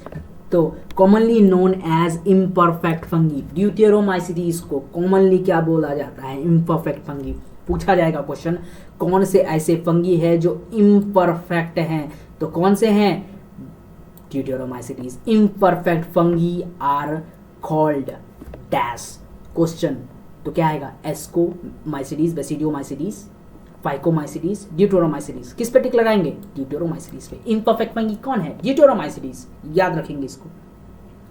Because only the asexual और vegetative phase of this fungi are known, क्योंकि इसका सिर्फ असेक्सुअल और वेजिटेटिव फेज ही नॉन है। ठीक है, असेक्सुअल और वेजिटेटिव फेज ही नॉन है। ठीक है, किसका? ड्यूटेरोमाइसीटीज का। असेक्सुअल और वेजिटेटिव फेज, यानी कि ये बोलना क्या चाह रहा है? ये बोलना चाह रहा है कि इसका जो है सेक्सुअल फेज नहीं है, असेक्सुअल। अब थोड़ा सा दिमाग को पीछे करे और बोले क्या कि बेसिडियोमाइसीटीज में क्या नहीं था? एसेक्सुअल स्पोर्स नहीं था। और इस पे क्या नहीं है? सेक्सुअल। इस पे क्या नहीं है? सेक्सुअल नहीं है, सेक्सुअल स्पोर्स नहीं है। ठीक है, बेसिडियोमाइसीटीज एसेक्सुअल रिप्रोडक्शन नहीं करता था। बेसिडियोमाइसीटीज एसेक्सुअल रिप्रोडक्शन करता था? बिल्कुल नहीं। बताया था मैंने कि बेसिडियोमाइसीटीज असेक्सुअल रिप्रोडक्शन नहीं करता है, वेजिटेटिव रिप्रोडक्शन करता है और सेक्सुअल रिप्रोडक्शन करता है। उसी तरह ड्यूटेरोमाइसीटीज, उसी तरह नहीं, बिल्कुल अलग। ड्यूटेरोमाइसीटीज क्या करता है? सेक्सुअल रिप्रोडक्शन नहीं करता है, असेक्सुअल रिप्रोडक्शन करता है और वेजिटेटिव फेज करता है, वेजिटेटिव रिप्रोडक्शन करता है। ठीक है, याद रखेंगे इसको। बेसिडियोमाइसीटीज में असेक्सुअल रिप्रोडक्शन अब्सेंट है और ड्यूटेरोमाइसीटीज में सेक्सुअल रिप्रोडक्शन अब्सेंट है। ठीक है, आगे बढ़ते हैं हम। When the sexual forms of this fungi are discovered they were moved into classes. ठीक है, लेकिन जब ऐसा होगा फ्यूचर में, कोई साइंटिस्ट होगा आप ही लोग में से जो कि ड्यूटेरोमाइसीटीज के ऐसे मेंबर को खोज लेंगे जो सेक्सुअल रिप्रोडक्शन करे, तो उनको कहाँ रखा जाएगा? तब रखा जाएगा ड्यूटेरोमाइसीटीज में। अभी फिलहाल तो ऐसा नहीं मिला है। आप लोगों से कोई अगर खोज पाए तो जरूर खोजे, साइंटिस्ट का बहुत हेल्प होगा। तो आगे बढ़ते हैं। It is possible that asexual and vegetative phase have been given one name and placed under deuteromycetes। और ऐसा ही बिलीफ मतलब कि उसी के बारे में बताया जा रहा है कि असेक्सुअल और vegetative phase have been given one name. Asexual और वेजिटेटिव फेज को एक नाम दिया गया और उसको क्या उसको प्लेस रखा गया किसमें? ड्यूटेरोमाइसीटीज में। ठीक है, असेक्सुअल और वेजिटेटिव फेज जिस जिस फंगी में पाया जाता है उसको किस पे रखा गया? ड्यूटेरोमाइसीटीज में रखा गया। And sexual stage another and placed under another class, और जिसमें सेक्सुअल स्टेज पाया गया उसको अलग क्लास में रखा गया। when the linkages were established, the fungi were correctly identified and moved out into deuteromycetes। और जब ऐसा पाया गया, करेक्टली आइडेंटिफाई किया गया और लिंकेज पाया गया, तो उसको किस में रखा गया? बाद में ड्यूटेरोमाइसीटीज में रखा गया। वंस, ये सब ऐसे ही है फिर भी, once perfect sexual stage of member of deuteromycetes were discovered, they were often moved into ascomycetes और basidiomycetes। और जब सेक्सुअल रिप्रोडक्शन, अगर कोई फंगी ऐसा हो, कोई फंगी ऐसा है जो कि असेक्सुअल रिप्रोडक्शन और वेजिटेटिव रिप्रोडक्शन कर रहा है, लेकिन बाद में ऐसा उसका इवोल्यूशन हो और वो सेक्सुअल रिप्रोडक्शन करने लगे, तो उसको ये ड्यूटेरोमाइसीटीज से उठा के किस पे रखा जाएगा? बेसिडियो और एस्कोमाइसीटीज में रख दिया जाएगा। ठीक है, deuteromycetes reproduce only by asexual spores. Deuteromycetes सिर्फ असेक्सुअल स्पोर्स से रिप्रोड्यूस करते हैं। और असेक्सुअल रिप्रोडक्शन क्या है? कनेडिया। असेक्सुअल रिप्रोडक्शन नहीं है, कनेडिया ही है ना, बताया था मैंने। कनेडिया क्या है? असेक्सुअल स्पोर है। तो असेक्सुअल स्पोर्स से ही ड्यूटेरोमाइसीटीज जो है रिप्रोड्यूस करते हैं और उसको क्या बोलते हैं? कनेडिया बोलते हैं। Mycelium is septate and branch, और जैसा कि मैंने बताया था सिर्फ फाइकोमाइसीटीज का ही असेप्टेड और सिनोसिटी का, और सारे का क्या है? सेप्टेड और ब्रांच। तो यहाँ भी सेप्टेड और ब्रांच्ड। ठीक है, सम मेंबर्स आर सेप्रोफाइट्स और parasites while large number of them are decomposers. ठीक है, कुछ ऐसे मेंबर्स हैं जो कि सेप्रोफाइट्स हैं, बताना नहीं पड़ेगा क्या है सेप्रोफाइट्स, क्या होता है, पैरासाइट्स हैं, और लार्ज ऑफ देम क्या है? डिकम्पोजर्स है। सबको मैंने डिफाइन कर लिया है पीछे। ठीक है, of little and help mineral cycling, और क्या होता है, मिनरल साइकिलिंग में भी हेल्प करते हैं। मिनरल साइकिलिंग का मतलब कि आप लोगों को पता होगा कि कोई भी एक मिनरल जब बनता है तो उसका साइकिल जो है हजारों करोड़ों साल तक चलता है, तब एक मिनरल जाके तैयार होता है। तो वो ये फंगी जो है, डिटेरोमाइसिटीज फंगी जो है, मिनरल साइकिलिंग में भी हेल्प करते हैं। ठीक है, अब हम आ चुके हैं इसके एग्जाम्पल्स पे। जैसा कि मैं हर बार बोलता हूँ, examples are more important than anything. ठीक है, कि इन एग्जाम्पल्स को तो बढ़िया से याद रखें बायोलॉजिकल क्लासिफिकेशन चैप्टर से। इससे मतलब कि theoretical question plus conceptual question आने की चांसेस बहुत कम है, लेकिन एग्जाम्पल्स पे हर बार हर साल क्वेश्चन हर बार आया है और बच्चे गलत करते हैं क्योंकि अच्छे से याद नहीं करते एग्जाम्पल्स को। इसीलिए मैं बार बार इसको बोल रहा हूँ कि एग्जाम्पल्स को बढ़िया से याद रखें, अपने दिलो जान में बसा लें, भूले नहीं। ठीक है, आगे बढ़ते हैं। तो इसका एग्जांपल क्या है, डिटेरोमाइसिटीज का, अल्टरनेरिया, कोलेटोट्रैकम और Trichoderma. Alternaria, Colletotrichum and Trichoderma. Alternaria, Colletotrichum and Trichoderma. Deuteromycetes का एग्जांपल क्या क्या है, Alternaria, Colletotrichum and Trichoderma. Alternaria, Colletotrichum and Trichoderma is are the examples of deuteromycetes. ठीक है, जो कि फंगी का क्लास है। अब बढ़ते हैं हम लोग आगे। हम लोगों ने फंगी, किंगडम फंगी को अच्छे से कंप्लीट कर लिया। फाइकोमाइसिटीज, एस्कोमाइसिटीज, बेसिडियोमाइसिटीज, ड्यूटेरोमाइसिटीज तक हमने बढ़िया से कंप्लीट कर लिया। अब हम लोग पढ़ेंगे आगे किंगडम प्लांटी के बारे में, थोड़ा सा जानकारी यहाँ दिया गया है। उसके बाद किंगडम प्लांटी है चैप्टर में, तो वो मैं डिटेल्ड में अगले सेशन में ज़रूर पढ़ाऊँगा। तो आप लोग प्लीज़ करके नीचे जो सब्सक्राइब का बटन है उसे दबा दें कि नोटिफिकेशन ना छूटे जब मैं इस एनसीईआरटी सीरीज को मतलब जब मैं कोई भी एनसीईआरटी के चैप्टर को कंप्लीट करूं तो आप लोग को उसका नोटिफिकेशन मिल जाए और आप लोग सेशन अटेंड कर पाएँ। ठीक है, तो सब्सक्राइब का बटन नीचे दिख रहा होगा, बिल्कुल भी देरी ना करें, अभी जाके दबा दो उसको। ठीक है, किंगडम प्लांटी। अब हम लोग बढ़ते हैं किंगडम प्लांटी में। ठीक, Kingdom Platy includes all eukaryotic chlorophyll containing organism commonly called plants। ठीक है, किंगडम प्लांटी क्या होता है, ऑल यूकैरियोटिक, सारे यूकैरियोटिक ऑर्गेनिज्म किंगडम प्लांटी में पाए जाते हैं। यूकैरियोटिक ऑर्गेनिज्म अगर आपको नहीं पता है तो पिछले वीडियो में जाए, मैंने यूकैरियोटिक को बहुत अच्छे से एक्सप्लेन किया हुआ है। Chlorophyll containing organism commonly called plants, और इसमें जो है क्लोरोफिल कंटेनिंग ऑर्गेनिज्म पाए जाते हैं जिसको हम लोग बोलते हैं क्या है, प्यार से, और हमारे सबसे प्यारे भाई प्लांट्स आते हैं इसमें। इसी के कारण तो मनुष्य जिंदा है पृथ्वी पे। तो किंगडम प्लांटी में आते हैं प्लांट्स, जनरली यही होगा। Few members are partially heterotrophic such as insectivorous plants. कुछ ऐसे भी मेंबर्स हैं जो कि हेटेरोट्रॉपिक है, पार्शियली हेटेरोट्रॉपिक है, और उनको बोला जाता है इंसेक्टिवोरस प्लांट, यानी इंसेक्ट खाने वाले प्लांट्स। और कुछ पैरासाइट्स भी होते हैं जैसे ब्लडी वॉर्ड, ठीक है, ब्लडी वॉर्ड इंसेक्टिवोरस है, ब्लडी वॉर्ड इंसेक्टिवोरस है, वीनस फ्लाई ट्रैप इंसेक्टिवोरस है। तो ये दोनों एग्जांपल अच्छा से याद रखेंगे कि इंसेक्टिवोरस प्लांट कौन सा है, ब्लडी वॉर्ड और वीनस फ्लाई ट्रैप। ये क्या क्या है, इंसेक्टिवोरस प्लांट है। और पैरासाइटिक प्लांट कौन है, पैरासाइटिक प्लांट कौन है, Cuscuta is parasitic plant. The plant cell have an eukaryotic structure with prominent chloroplast and cell wall mainly made up of cellulose. तो ये प्लांट सेल जो होता है यूकैरियोटिक स्ट्रक्चर होता है, मतलब कि मॉडिफाइड स्ट्रक्चर होता है एंड एडवांस्ड स्ट्रक्चर होता है, और इसमें प्रोमिनेंट क्लोरोप्लास्ट भी पाया जाता है, यानी किचन ऑफ द सेल खाना बनाता है क्लोरोप्लास्ट एंड सेल वॉल। इसका जो सेल वॉल है ये मेनली मेड अप ऑफ होता है सेलुलोज का। मैंने पिछले वीडियो में बढ़िया से एक्सप्लेन किया है इसको, अगर नहीं देखा है तो कृपया कर उसे जाके देखें। सेलुलोज के बारे में, सेलुलोज का कंपोनेंट्स के बारे में अच्छे से मैंने एक्सप्लेन किया हुआ है। सेल वॉल मेनली, प्लांट का जो सेल वॉल है ये मेनली मेड अप ऑफ होता है सेलुलोज का। ठीक है, सेलुलोज का मेनली मेड अप ऑफ होता है ये प्लांट सेल। ठीक है, प्लांट सेल का जो सेल वॉल है ये बना हुआ होता है सेलुलोज का। ठीक है, और यहाँ पे लिखा हुआ है स्टडी चैप्टर 8, आपको चैप्टर 8 में बताया जाएगा किंगडम प्लांटी के बारे में। और कौन पढ़ाएगा चैप्टर 8? मैं पढ़ाऊंगा भाई, एनसीईआरटी। इसी तरह एनसीईआरटी बुक खोल के बढ़िया से हम लोग पूरे प्लांट किंगडम को खत्म करेंगे, एक एक एग्जाम्पल प्लांट किंगडम का खत्म करेंगे, एक एक कॉन्सेप्ट प्लांट किंगडम का खत्म करेंगे कि उसका एक भी क्वेश्चन ना छूटे। अब आगे बढ़ते हैं। Plantae includes algae, bryophytes, pteridophytes, gymnosperm and angiosperms. Plantae में जैसे कि हम लोग किंगडम फंगी में पढ़े ना क्लास, फाइकोमाइसीटीज, एस्कोमाइसीटीज, बेसिडियोमाइसीटीज, बोलो उसके बाद क्या, डिटोरोमाइसीटीज।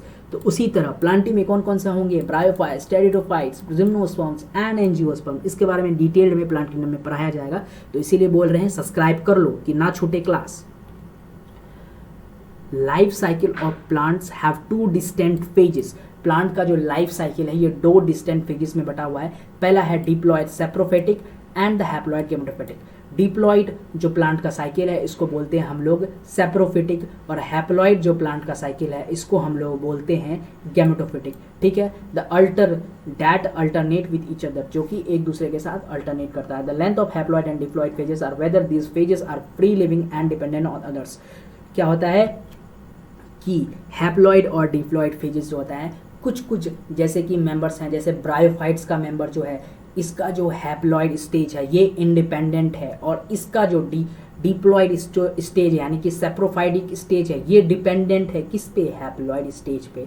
जैसे कि जिम्नोस्पर्म्स है, इसका जो डिप्लॉयड स्टेज है ये इंडिपेंडेंट है, सेप्रोफाइटिक स्टेज जो है ये इंडिपेंडेंट है, लेकिन इसका जो हैप्लॉयड स्टेज है, ठीक है, हैप्लॉयड स्टेज है, गैमेटोफिटिक स्टेज है, ये डिपेंडेंट है। तो यही के बारे में बताया गया, और इसको डिटेल्ड में प्लांट किंगडम में हम लोग अच्छे से समझेंगे। और इसी को क्या बोला जाता है, अल्टरनेशन ऑफ जनरेशन।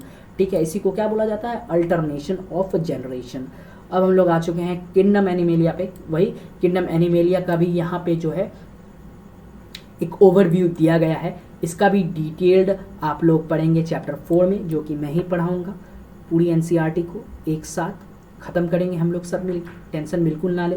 अब पढ़ते हैं क्या है, किंगडम एनिमेलिया के ओवरव्यू लेते हैं। This kingdom is characterized by the heterotrophic eukaryotic organism. Kingdom Animalia में जैसे आप लोगों को पता है ह्यूमंस आते हैं, सबसे आसान टॉपिक।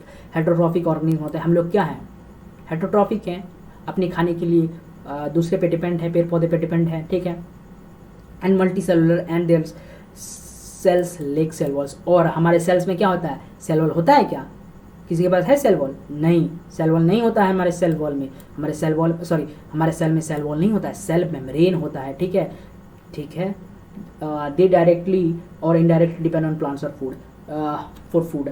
वे लोग, हम लोग किस पे डिपेंडेंट है, प्लांट्स पे डिपेंडेंट है कि नहीं, डायरेक्टली और इनडायरेक्टली। इनडायरेक्टली का अर्थ ये है कि जो भी भाई हमारे नॉनवेज हैं वो मांस खाते हैं, तो जो भी बकरी को उन लोगों ने खाया, तो बकरी तो पहले प्लांट्स को ही खाता है, उससे न्यूट्रिशन लेता है, उसके बाद आप बकरी को खा के अपना न्यूट्रिशन लेते हैं। तो वो भी भाई है, या तो आप डायरेक्टली प्लांट्स पे डिपेंड है, जो साग सब्जी खाते हैं डायरेक्टली है, और जो मीट मछली खाते हैं वो इनडायरेक्टली प्लांट्स पे ही डिपेंडेंट है भाई।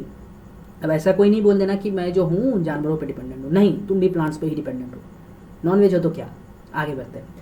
They digest their food is an internal cavity and store food reserves and glycogen or fat। और जो भी हम लोग खाते हैं, जो भी एनिमल्स खाते हैं, वे एक इंटरनल कैविटी में स्टोर किया जाता है, किसके रूप में, ग्लाइकोजन और फैट्स के रूप में, ग्लाइकोजन और फैट के रूप में स्टोर होता है। Their mode of nutrition is holozoic. और हम लोग का मोड ऑफ न्यूट्रिशन, एनिमल का मोड ऑफ न्यूट्रिशन क्या है, होलोजोलिक है। हम लोग सॉलिड फूड खाते हैं, जैसे चावल सॉलिड होता है वो सब, ठीक है, सॉलिड फूड हम लोग खाते हैं। होलोजोलिक मतलब वही होता है, बाय इंजेशन ऑफ फूड, ठीक है। They follow at different growth and pattern and grow in adults have different shape and size, ठीक है। वो लोग डिफरेंट ग्रोथ और पैटर्न को फॉलो करते हैं, और उनका जो एडल्ट फॉर्म होता है एक डिफरेंट शेप होता है उसका, ठीक। हम लोग का जैसे डिफरेंट शेप है। Higher forms slow elaborate sensory and neuro transporter mechanism. और जो एनिमल किंगडम एनिमेलिया का जो हायर फॉर्म्स है, यानी कि हम लोग ह्यूमंस हायर फॉर्म्स हैं उनके, तो उनमें सेंसरी और न्यूरो मोटर मैकेनिज्म भी देखा जाता है। Most of them have capable of locomotion. तो बहुत सारे एनिमेलिया हैं किंगडम एनिमेलिया में आते हैं। किंगडम एनिमेलिया में बहुत सारे जानवर आते हैं भाई, बहुत सारे, ठीक है। तो इस पे क्या होता है कि मोस्ट ऑफ देम है कैपेबल ऑफ लोकोमोशन। बहुत सारे क्या होते हैं, लोकोमोशन। जैसे हम लोग लोकोमोशन के लिए कैपेबल है, लोकोमोशन मतलब चलना फिरना, तो हम लोग कैपेबल हैं। The sexual reproduction is by copulation of male and female followed by embryological development. Sexual reproduction copulation से होता है, ठीक है, कॉपुलेशन से होता है सेक्सुअल रिप्रोडक्शन, ठीक है, मेल और female gamete followed by embryological development, यानी कि एम्ब्रायो का डेवलपमेंट से न्यू वंस का मतलब कि जन्म होता है, बर्थ होता है, ठीक है, ठीक है। अब हम लोग किंगडम एनिमेलिया और किंगडम प्लांटी के ओवरव्यू को अच्छे से देख चुके हैं। अब हम लोग इस बायोलॉजिकल क्लासिफिकेशन के सबसे इम्पॉर्टेंट टॉपिक तो नहीं बोल सकते हैं, बट इम्पॉर्टेंट टॉपिक है virus, viroid, prions and lichens. इस पे क्वेश्चन मतलब कि आता है, इस पे क्वेश्चन आता है, बहुत तो नहीं बोल सकते लेकिन इस पे क्वेश्चन आता है। तो ये बिल्कुल भी गैरअंदाज इसको नहीं किया जा सकता, इसको भी बढ़िया से देखेंगे, क्वेश्चन इस पे भी आता है और बहुत बार तो नहीं बोल सकते लेकिन आता है क्वेश्चन और शायद आ भी सकता है। तो जिस पर क्वेश्चन आता है रिस्क क्यों लेना, उसको बढ़िया से पढ़ते हैं। द किंगडम 5 किंगडम क्लासिफिकेशन विटिकर, जो हमने पिछले वीडियो में बताया था, तो आर.एच. विटिकर सर जो थे हमारे, उन्होंने 5 किंगडम क्लासिफिकेशन दिया था, ठीक है। There is no mentions of lichens, उस पर लाइकेंस का मेंशंस नहीं था। तो लाइकेंस अब बोलेंगे बहुत लोग सर लाइकेंस कहाँ है, अरे भाई लाइकेंस तो अभी पढ़े थे ना, कि जो ऐसा फंगी जो अलगी के साथ सिम्बोयंट रिलेशनशिप बनाए उसको लाइकेंस बोलेंगे। तो लाइकेंस तो बता दिए। तो भाई आर.एच. विटिकर जब 5 किंगडम क्लासिफिकेशन का फॉर्मेशन किए तो उस पर जो है लाइकेंस को जगह नहीं दिए, लाइकेंस नहीं था, तभी डिस्कवर नहीं हुआ होगा लाइकेंस। लेकिन जब लाइकेंस डिस्कवर किया गया तो इसको रखा कहाँ जाए किसी को पता नहीं चल रहा था। And some acellular organism, और कुछ ए सेलुलर ऑर्गेनिज्म थे जिसका बाद में डिस्कवर हुआ और वो 5 किंगडम क्लासिफिकेशन में फिट नहीं बैठ रहे थे, तो उनको अलग कर दिया गया, जैसे वायरसेस, वायरॉइड्स एंड प्रायोन्स, ठीक है। ये हमारे 5 kingdom classification R H. Whittaker uncle जो दिए थे इस पे फिट नहीं बैठे, तो इन्होंने अलग हो, तो इनका अलग ही बना दिया गया क्लास, ठीक है। अब इसको भी पढ़ते हैं क्या है। अगर ये हमारे इन्वायरमेंट में उपलब्ध हैं, जैसे वायरसेस के बारे में तो सभी जान ही गए होंगे कोरोना के कारण, तो इनके बारे में भी जानकारी ले लिया जाए।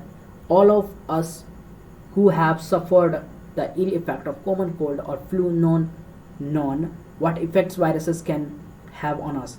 तो हम लोग सभी कोई बीमार तो कभी ना कभी पड़े होंगे, तो बीमार जब हम लोग पड़ते हैं तो कॉमन कोल्ड, सर्दी खांसी बुखार तो होता ही है, तो ये भी वायरस के द्वारा ही होता है, जिसका नाम है इन्फ्लुएंजा वायरस, ठीक है। बता दिए, इस पे नहीं है फिर भी।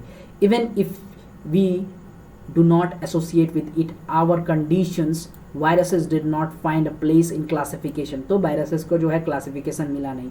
दे are not consider truly living, उन लोगों को वायरस को जो है ट्रूली लिविंग नहीं बोला जाता है। क्वेश्चन आएगा कि कौन से ऐसे ऑर्गेनिज्म हैं जो कि ट्रूली लिविंग नहीं है, तो आंसर क्या लगाओगे, वायरसेस, ठीक है। We understand living as organism that have cell structure, हम लोग समझते हैं कि साइंटिस्ट समझते हैं उसी को लिविंग माना जाएगा जिसका सेल हो, जिसका सेल स्ट्रक्चर हो, लेकिन वायरसेस में नहीं है।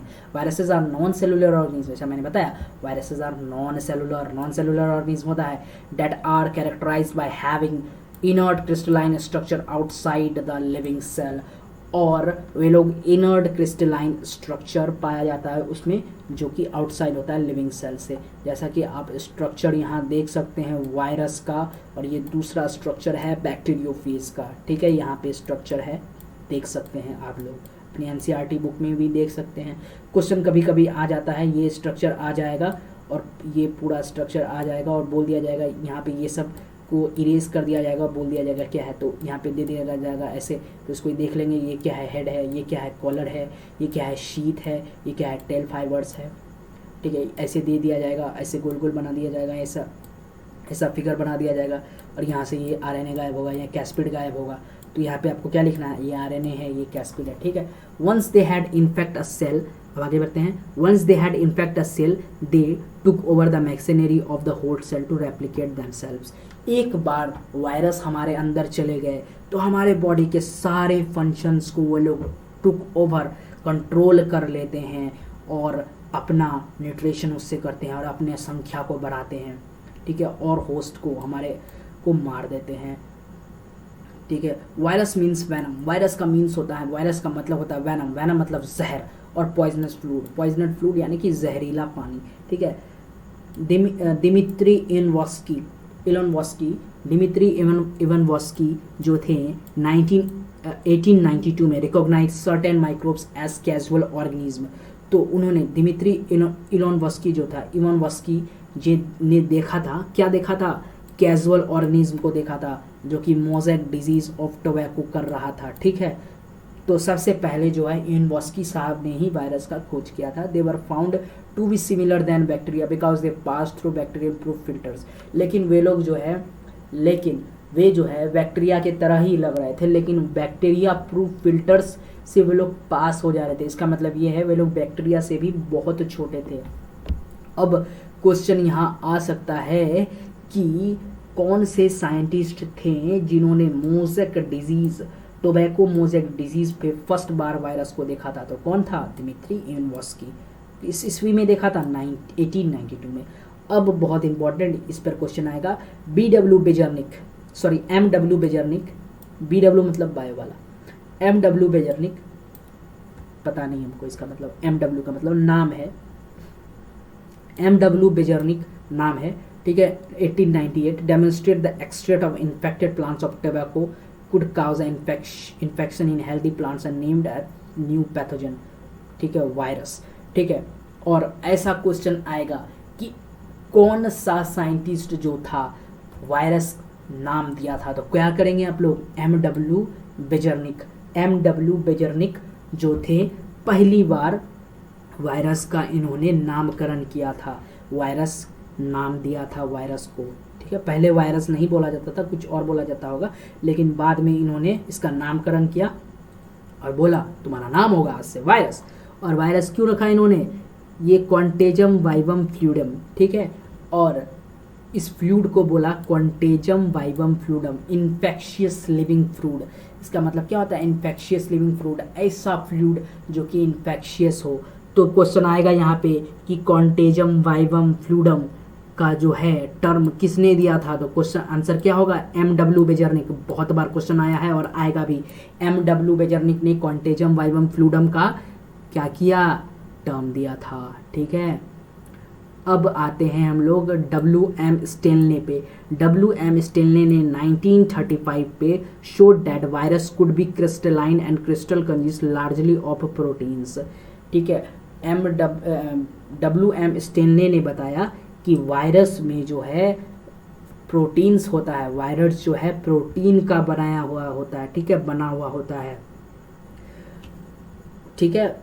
WM स्टेनले ने 1935 में सबको बताया कि वायरस जो है प्रोटीन का बना हुआ होता है। They have inner outside their specific host cell, they are inert outside their specific host cell, viruses are obligate parasites. और वायरसेस क्या होते हैं? ऑब्लिगेट पैरासाइट होते हैं। एक पैरासाइट होता है फैकल्टेटिव, एक होता है ऑब्लिगेट। ऑब्लिगेट पैरासाइट का मतलब है ये नहीं जी सकता है दूसरे के बिना, और फैकल्टेटिव का मतलब है कि ये जी भी, मतलब कि ऑब्लिगेट का मतलब है अगर वो पर्टिकुलर चीज़ नहीं रहे तो ये जी नहीं सकता, मर जाएगा। फैकल्टेटिव का मतलब है अगर वो पर्टिकुलर चीज़ रहे तो उस पर तो वो जिएगा ही, लेकिन अगर वो उसका अब्सेंस भी रहे तो फिर भी वो जी लेगा। तो ऑब्लिगेट और फैकल्टेटिव के बारे में आप लोग समझ गए। तो वायरसेस क्या होते हैं? ऑब्लिगेट पैरासाइट होते हैं। अगर होस्ट सेल नहीं रहे तो वायरसेस खत्म, मर जाएंगे। In addition to protein, viruses also contain genetic material that could be either RNA और DNA, ठीक है। वायरसेस में क्या होता है? या तो RNA हो सकता है उनका जेनेटिक मटेरियल, या तो DNA हो सकता है उनका जेनेटिक मटेरियल। DNA और RNA दोनों नहीं होगा, या तो RNA होगा या तो DNA होगा, ठीक है। अब आगे बढ़ते हैं। नो वायरसेस कंटेन RNA, बता दिया, no viruses contain both RNA और DNA, ठीक है, कि दोनों वायरस जो है RNA, मतलब कि कोई भी वायरस जो है RNA और DNA दोनों कंटेंट नहीं करेगा। A virus is a nucleo protein and genetic material is infectious. उनका जो वायरस जो है infected plants, viruses that infect plant have, sorry क्या है, और virus is a nucleo protein and genetic material is infectious. Virus जो होता है न्यूक्लियो प्रोटीन का बना होता है और उसका जेनेटिक मटेरियल क्या होता है? इन्फेक्शियस होता है। In general viruses that infect plant have single standard RNA। जो वायरस प्लांट को इन्फेक्ट करते हैं, पॉइंट टू बी नोटेड, जो वायरस प्लांट को इन्फेक्ट करते हैं उनका वो क्या होते हैं? सिंगल स्टैंडर्ड RNA होते हैं। वो क्या होते हैं? सिंगल स्टैंडर्ड RNA के बने होते हैं। जो वायरस प्लांट्स को इन्फेक्ट करते हैं वो क्या होते हैं? सिंगल स्टैंडर्ड RNA के बने हुए होते हैं। जो वायरस प्लांट को इन्फेक्ट करते हैं वो वायरस सिंगल स्टैंडर्ड RNA का बना हुआ होता है। मैंने इतना बार रिपीट किया, इसका मतलब बहुत इंपॉर्टेंट है, अच्छे से इसको देख लेंगे। Viruses that infect animals have either single और डबल स्टैंडर्ड RNA और डबल स्टैंडर्ड DNA। और ऐसे वायरस जो एनिमल्स को इन्फेक्ट करते हैं या तो उनमें डबल स्टैंडर्ड DNA होगा या तो उनमें डबल स्टैंडर्ड RNA होगा, या तो उनमें डबल स्टैंडर्ड RNA होगा या तो डबल स्टैंडर्ड DNA होगा।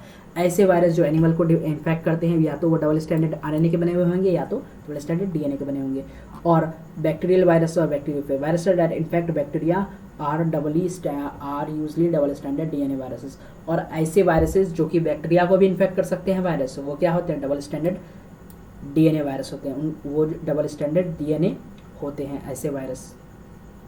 ऐसे वायरस जो कि बैक्टीरिया को इन्फेक्ट करते हैं, वे जो हैं डबल स्ट्रैंडेड डीएनए के बने हुए होते हैं। ठीक है। A protein code called capsid made of small सब यूनिट्स कॉल्ड कैस्पोमियर्स। वायरसेस में एक प्रोटीन कोड पाया जाता है जो कि स्मॉल सब यूनिट्स का बना हुआ होता है, जिसको हम लोग क्या बोलते हैं, कैस्पोमियर्स। क्या बोलते हैं, क्लैस्पोमियर्स। प्रोटेक्ट द न्यूक्लिक एसिड, जो कि वायरस का न्यूक्लिक एसिड को प्रोटेक्ट करता है, जो कि किससे बना होता है, प्रोटीन से बना हुआ होता है। क्या बना हुआ होता है, कैस्पिड बना हुआ होता है। ठीक है। और ये क्या प्रोटेक्ट करता है वायरस का, न्यूक्लिक एसिड प्रोटेक्ट करता है। Capsomeres are arranged in helical and polyhedral geometric forms. ठीक है। कैस्पोमियर्स जो है प्लोहेड्रिकल, हेलिकल और पॉलीहाइड्रल, हेलिकल स्ट्रक्चर और पॉलीहाइड्रल स्ट्रक्चर बनाता है। Viruses cause disease like, viruses अब कौन कौन सा डिजीज करता है, मम्स करता है, स्मॉल पॉक्स करता है, हर्पिस करता है एंड इन्फ्लुएंजा। ये सारे डिजीज कौन करते हैं, वायरसेस करते हैं। वायरसेस कौन कौन सा डिजीज करते हैं, बोलेंगे सब मेरे साथ, mumps, smallpox, herpes and influenza. ठीक है। एड्स के बारे में तो सभी ने सुना होगा। AIDS in human also caused by virus, और एड्स जो है इसको भी जो है वायरसेस करते हैं। ठीक है। In plants the symptoms can be mosaic formation, plants में मोज़ेक फॉर्मेशन हम लोग देखें, जैसे कि टोबैको मोज़ेक वायरस। ठीक है। लीफ रोलिंग हो सकता है, कर्लिंग, लीफ कर्ल हो सकता है, येलोइंग एंड वेन क्लियरिंग, या पूरा लीफ येलो हो जाएगा वायरस जब इन्फेक्ट करेगा। और वेन क्लियरिंग, जो पत्ते में जो वेन्स होते हैं वो पूरा क्लियर कर देगा वायरस जब इन्फेक्ट करेगा प्लांट को। डार्फनिंग, यानी कि पेड़ का जो साइज है वो डार्फिंग कर देगा पेड़ को। स्टंटेड ग्रोथ, और ग्रोथ को घटा देगा पेड़ का। ये भी सारे जो है डिजीजेज है ये कौन करते हैं, हमारे वायरसेस। अब पढ़ते हैं हम लोग वायरॉइड्स। वायरॉइड्स को भी खोजा गया था, तो वायरॉइड्स को किसने खोजा था, टीओडाइनर ने खोजा था। किसने खोजा था, टीओडाइनर। बहुत बार क्वेश्चन आया है और आएगा भी कि टीओडाइनर ने क्या खोजा था, वायरॉइड्स को खोजा था। Viroids discovered by whom, टीओडाइनर। ठीक है। कब खोजा था, किस ईस्वी में, 1971 में। Discovered a new infectious agent. ठीक है। That was a smaller than viruses and count. और ये जो है वायरॉइड्स जो है बैक्टीरिया से छोटा है वायरस, और वायरस से भी छोटा है, हद हो गया, वायरॉइड्स। ठीक है। वायरस से भी छोटा है वायरॉइड्स। ठीक है। और ये क्या करता है, potato spindle tuber disease cause करता है। कौन सा disease, potato spindle tuber disease. It was found to be free RNA, और इसका आरएनए देखा गया कैसा, फ्री देखा गया। It lacked the protein coat that found in the virus, लेकिन इस पे प्रोटीन कोड नहीं होता है। वायरस में प्रोटीन कोड होता है, लेकिन वायरॉइड में जो है प्रोटीन कोड नहीं होता है। इसको याद रखेंगे, वायरस में प्रोटीन कोड नहीं होता है, लेकिन वायरस में प्रोटीन कोड होता है। ठीक। वायरॉइड में क्या होता है, प्रोटीन कोड नॉट फाउंड। ठीक है। ठीक है। और इसीलिए इसका नाम वायरॉइड रखा गया है, क्योंकि इसमें प्रोटीन कोड नहीं होता है। The RNA of the viroid was low molecular wait. अब प्रोटीन नहीं होगा तो इसका मोलिकुलर वेट भी लो होगा। किसका मोलिकुलर वेट ज़्यादा लो होगा, वायरस का कि वायरॉइड का? क्या होगा आंसर, बोलो, वायरॉइड्स। क्या होगा, वायरॉइड्स। लो मोलिकुलर वेट होगा वायरॉइड्स का। अब पढ़ते हैं prions. Prions in modern medicine certain infectious neurological disease were found to be transmitted by the agent consisting normally folded protein.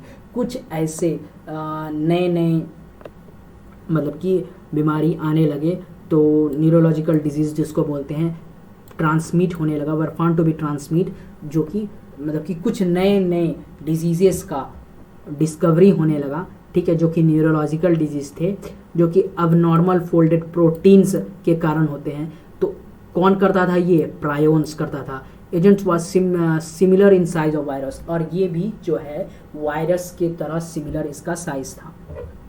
ठीक है। वायरस और प्रायोन्स का साइज सेम है, लेकिन वायरॉइड्स इन दोनों से छोटा है। ठीक है। इसको याद रखेंगे। This agents were called prions, और इन्हीं को प्रायोन्स बोला गया। Most notable disease caused by prions are bovine spongiform. ठीक है। इंसेप्टिफेथी। ठीक है। इंसेफ्लोपैथी। ठीक है। Bovine spongiform encephalopathy, BCE. Most notable disease यही था प्रायोन्स के द्वारा, जिसको हम लोग कॉमनली बोलते हैं mad cow disease. Mad cow disease को याद रखेंगे बढ़िया से, जो कि कैटल्स में पाया जाता है। कैटल्स में ज़्यादातर होता है मैड काउ डिजीज। इसको कौन करता है, प्रायोन्स करता है। कौन करता है, प्रायोन्स करता है। कौन करता है, प्रायोन्स करता है। कौन सा डिजीज, प्रायोन्स करता है, मैड काउ डिजीज। और ये सिमिलर है किसमें, ह्यूमंस में, CGJD यानी कि CR जैकब डिजीज, यानी कि मैड काउ डिजीज जो कैटल में होता है इसको भी प्रायोन्स करता है, और ह्यूमंस में ये करते हैं कौन से प्रायोन्स, कौन से डिजीज करते हैं, CJD डिजीज यानी कि CR जैकब डिजीज करते हैं। CR जैकब डिजीज और मैड काउ डिजीज किसके द्वारा फैलता है, प्रायोन्स के द्वारा, ठीक है। और एक कौन सा डिजीज है, बोवाइन स्पॉन्जियोफोर इंसाइक्लोपैथी, ठीक है, बोवाइन स्पॉन्जियोफोर इंसेफ्लोपैथी, ठीक है, BCE, ये किसके द्वारा फैलता है, प्रायोन्स के द्वारा। अब हम लोग पढ़ते हैं आगे लाइकेंस, लाइकेंस पे बढ़ते हैं हम लोग। लाइकेंस के बारे में मैंने पहले ही बताया था। ऐसे लाइकेंस को क्या बोलते हैं, जो कि ऐसे फंगी जो कि अलगी के साथ सिम्बायोट रिलेशनशिप में रहते हैं उसको लाइकेंस बोलते हैं, ठीक है। ये तो मैंने बता ही दिया था, फिर भी एक बार पढ़ते हैं। लाइकेंस आर सिम्बायोट एसोसिएशन, ठीक है, सिम्बायोट एसोसिएशन में रहते हैं lichens. Mutually useful association between algae and fungi, algae and fungi में म्यूचुअल एसोसिएशन रहते हैं। The algae component known as phycobiont. और जब ऐसे सिम्बायोट रिलेशनशिप में ये रहते हैं तो अलगी और फंगी जो अलग मतलब कि दोनों एक साथ रहते हैं तो इनको दोनों अलग अलग टर्म दिया गया। जो अलगी है उनको बोला जाता है फाइकोबायोट, और जो फंगी है उनको जो बोला जाता है माइकोबायोट, ठीक है। अलगी को बोला जाता है फाइकोबायोट, याद रखेंगे इसको, और फंगी को बोला जाता है माइकोबायोट, ठीक है। Which are autotrophic and heterotrophic respectively, जो कि एटोट्रॉफिक और हेटोट्रॉफिक तो रहे, यानी कि फाइकोबायोट अलगी जो है ऑटोट्रॉफिक है और माइकोबायोट फंगी जो है हेटरोट्रॉफिक है, ठीक है। अब आगे बढ़ते हैं।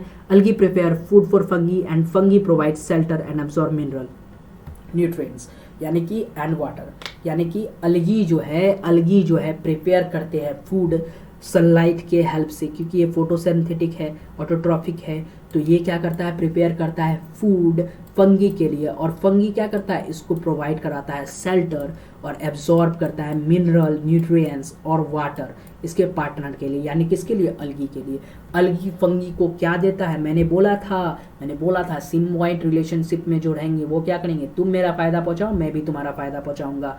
तो अलगी क्या करता है, अलगी इसको खाना बना के देता है, और फंगी क्या करता है, उसके बदले में इसको शेल्टर प्रोवाइड करता है, इसको मिनरल एब्जॉर्ब करवा के देता है, वाटर एब्जॉर्ब करवा के देता है, ठीक है।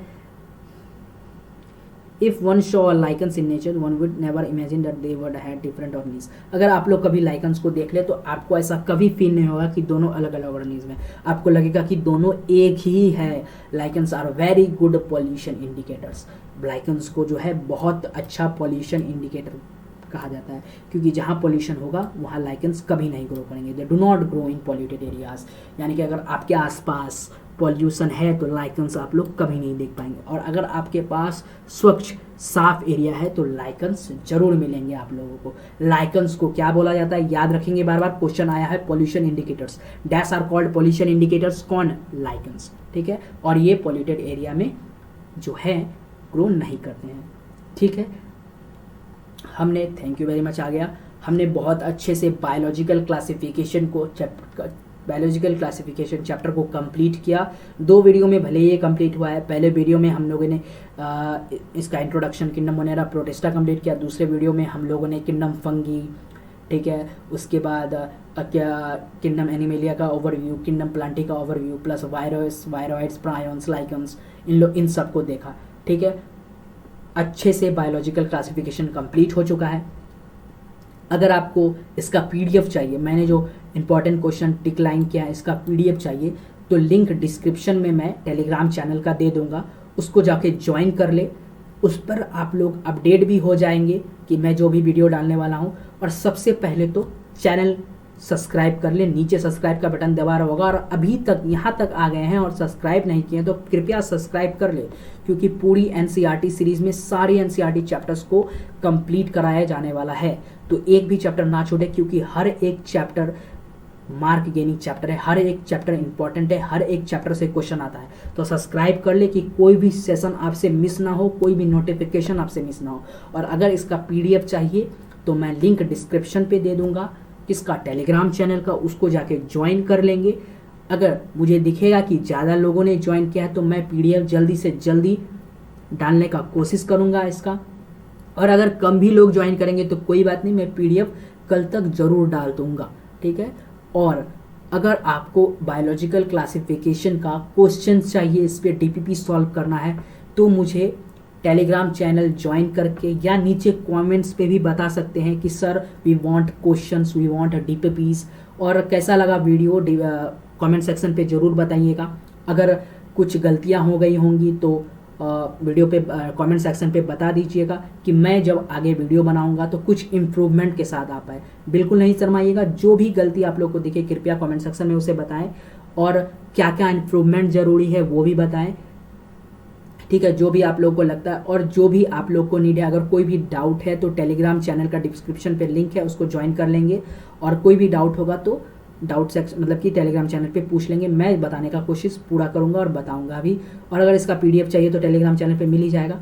और डीपीपी अगर चाहिए तो कमेंट सेक्शन पे प्लीज़ कमेंट कि वी वांट डीपीपी सर और we want practice paper for this. कुछ भी चाहिए तो मुझे बता दें, मैं डीपीपी देने का प्रयास जरूर करूंगा। अगर ज़्यादा से ज़्यादा लोग कमेंट करेंगे तो मैं डीपीपी जरूर दूंगा। डीपीपी भी टेलीग्राम चैनल पे भी ही अपलोड कर दिया जाएगा और इसका पीडीएफ भी टेलीग्राम चैनल पे अपलोड कर दिया जाएगा। अगर आप लोगों ने टेलीग्राम चैनल को ज्वाइन नहीं किया है तो नीचे लिंक डिस्क्रिप्शन में है, टेलीग्राम चैनल को ज्वाइन कर ले और चैनल को सब्सक्राइब कर ले। और अंत में यहाँ तक मेरे साथ जुड़े रहने के लिए बहुत बहुत हृदय की गहराइयों से आप लोग का बहुत बहुत धन्यवाद और थैंक यू। फिर मिलते हैं नेक्स्ट वीडियो में और इसी एनर्जी के साथ सारे एनसीईआरटी चैप्टर को मिलकर कंप्लीट करते हैं। एक भी क्वेश्चन नहीं छूटेगा, ये मेरा आपसे प्रॉमिस है। Thank you very much. Keep supporting, subscribe our channel and be with us in the journey. Thank you so much.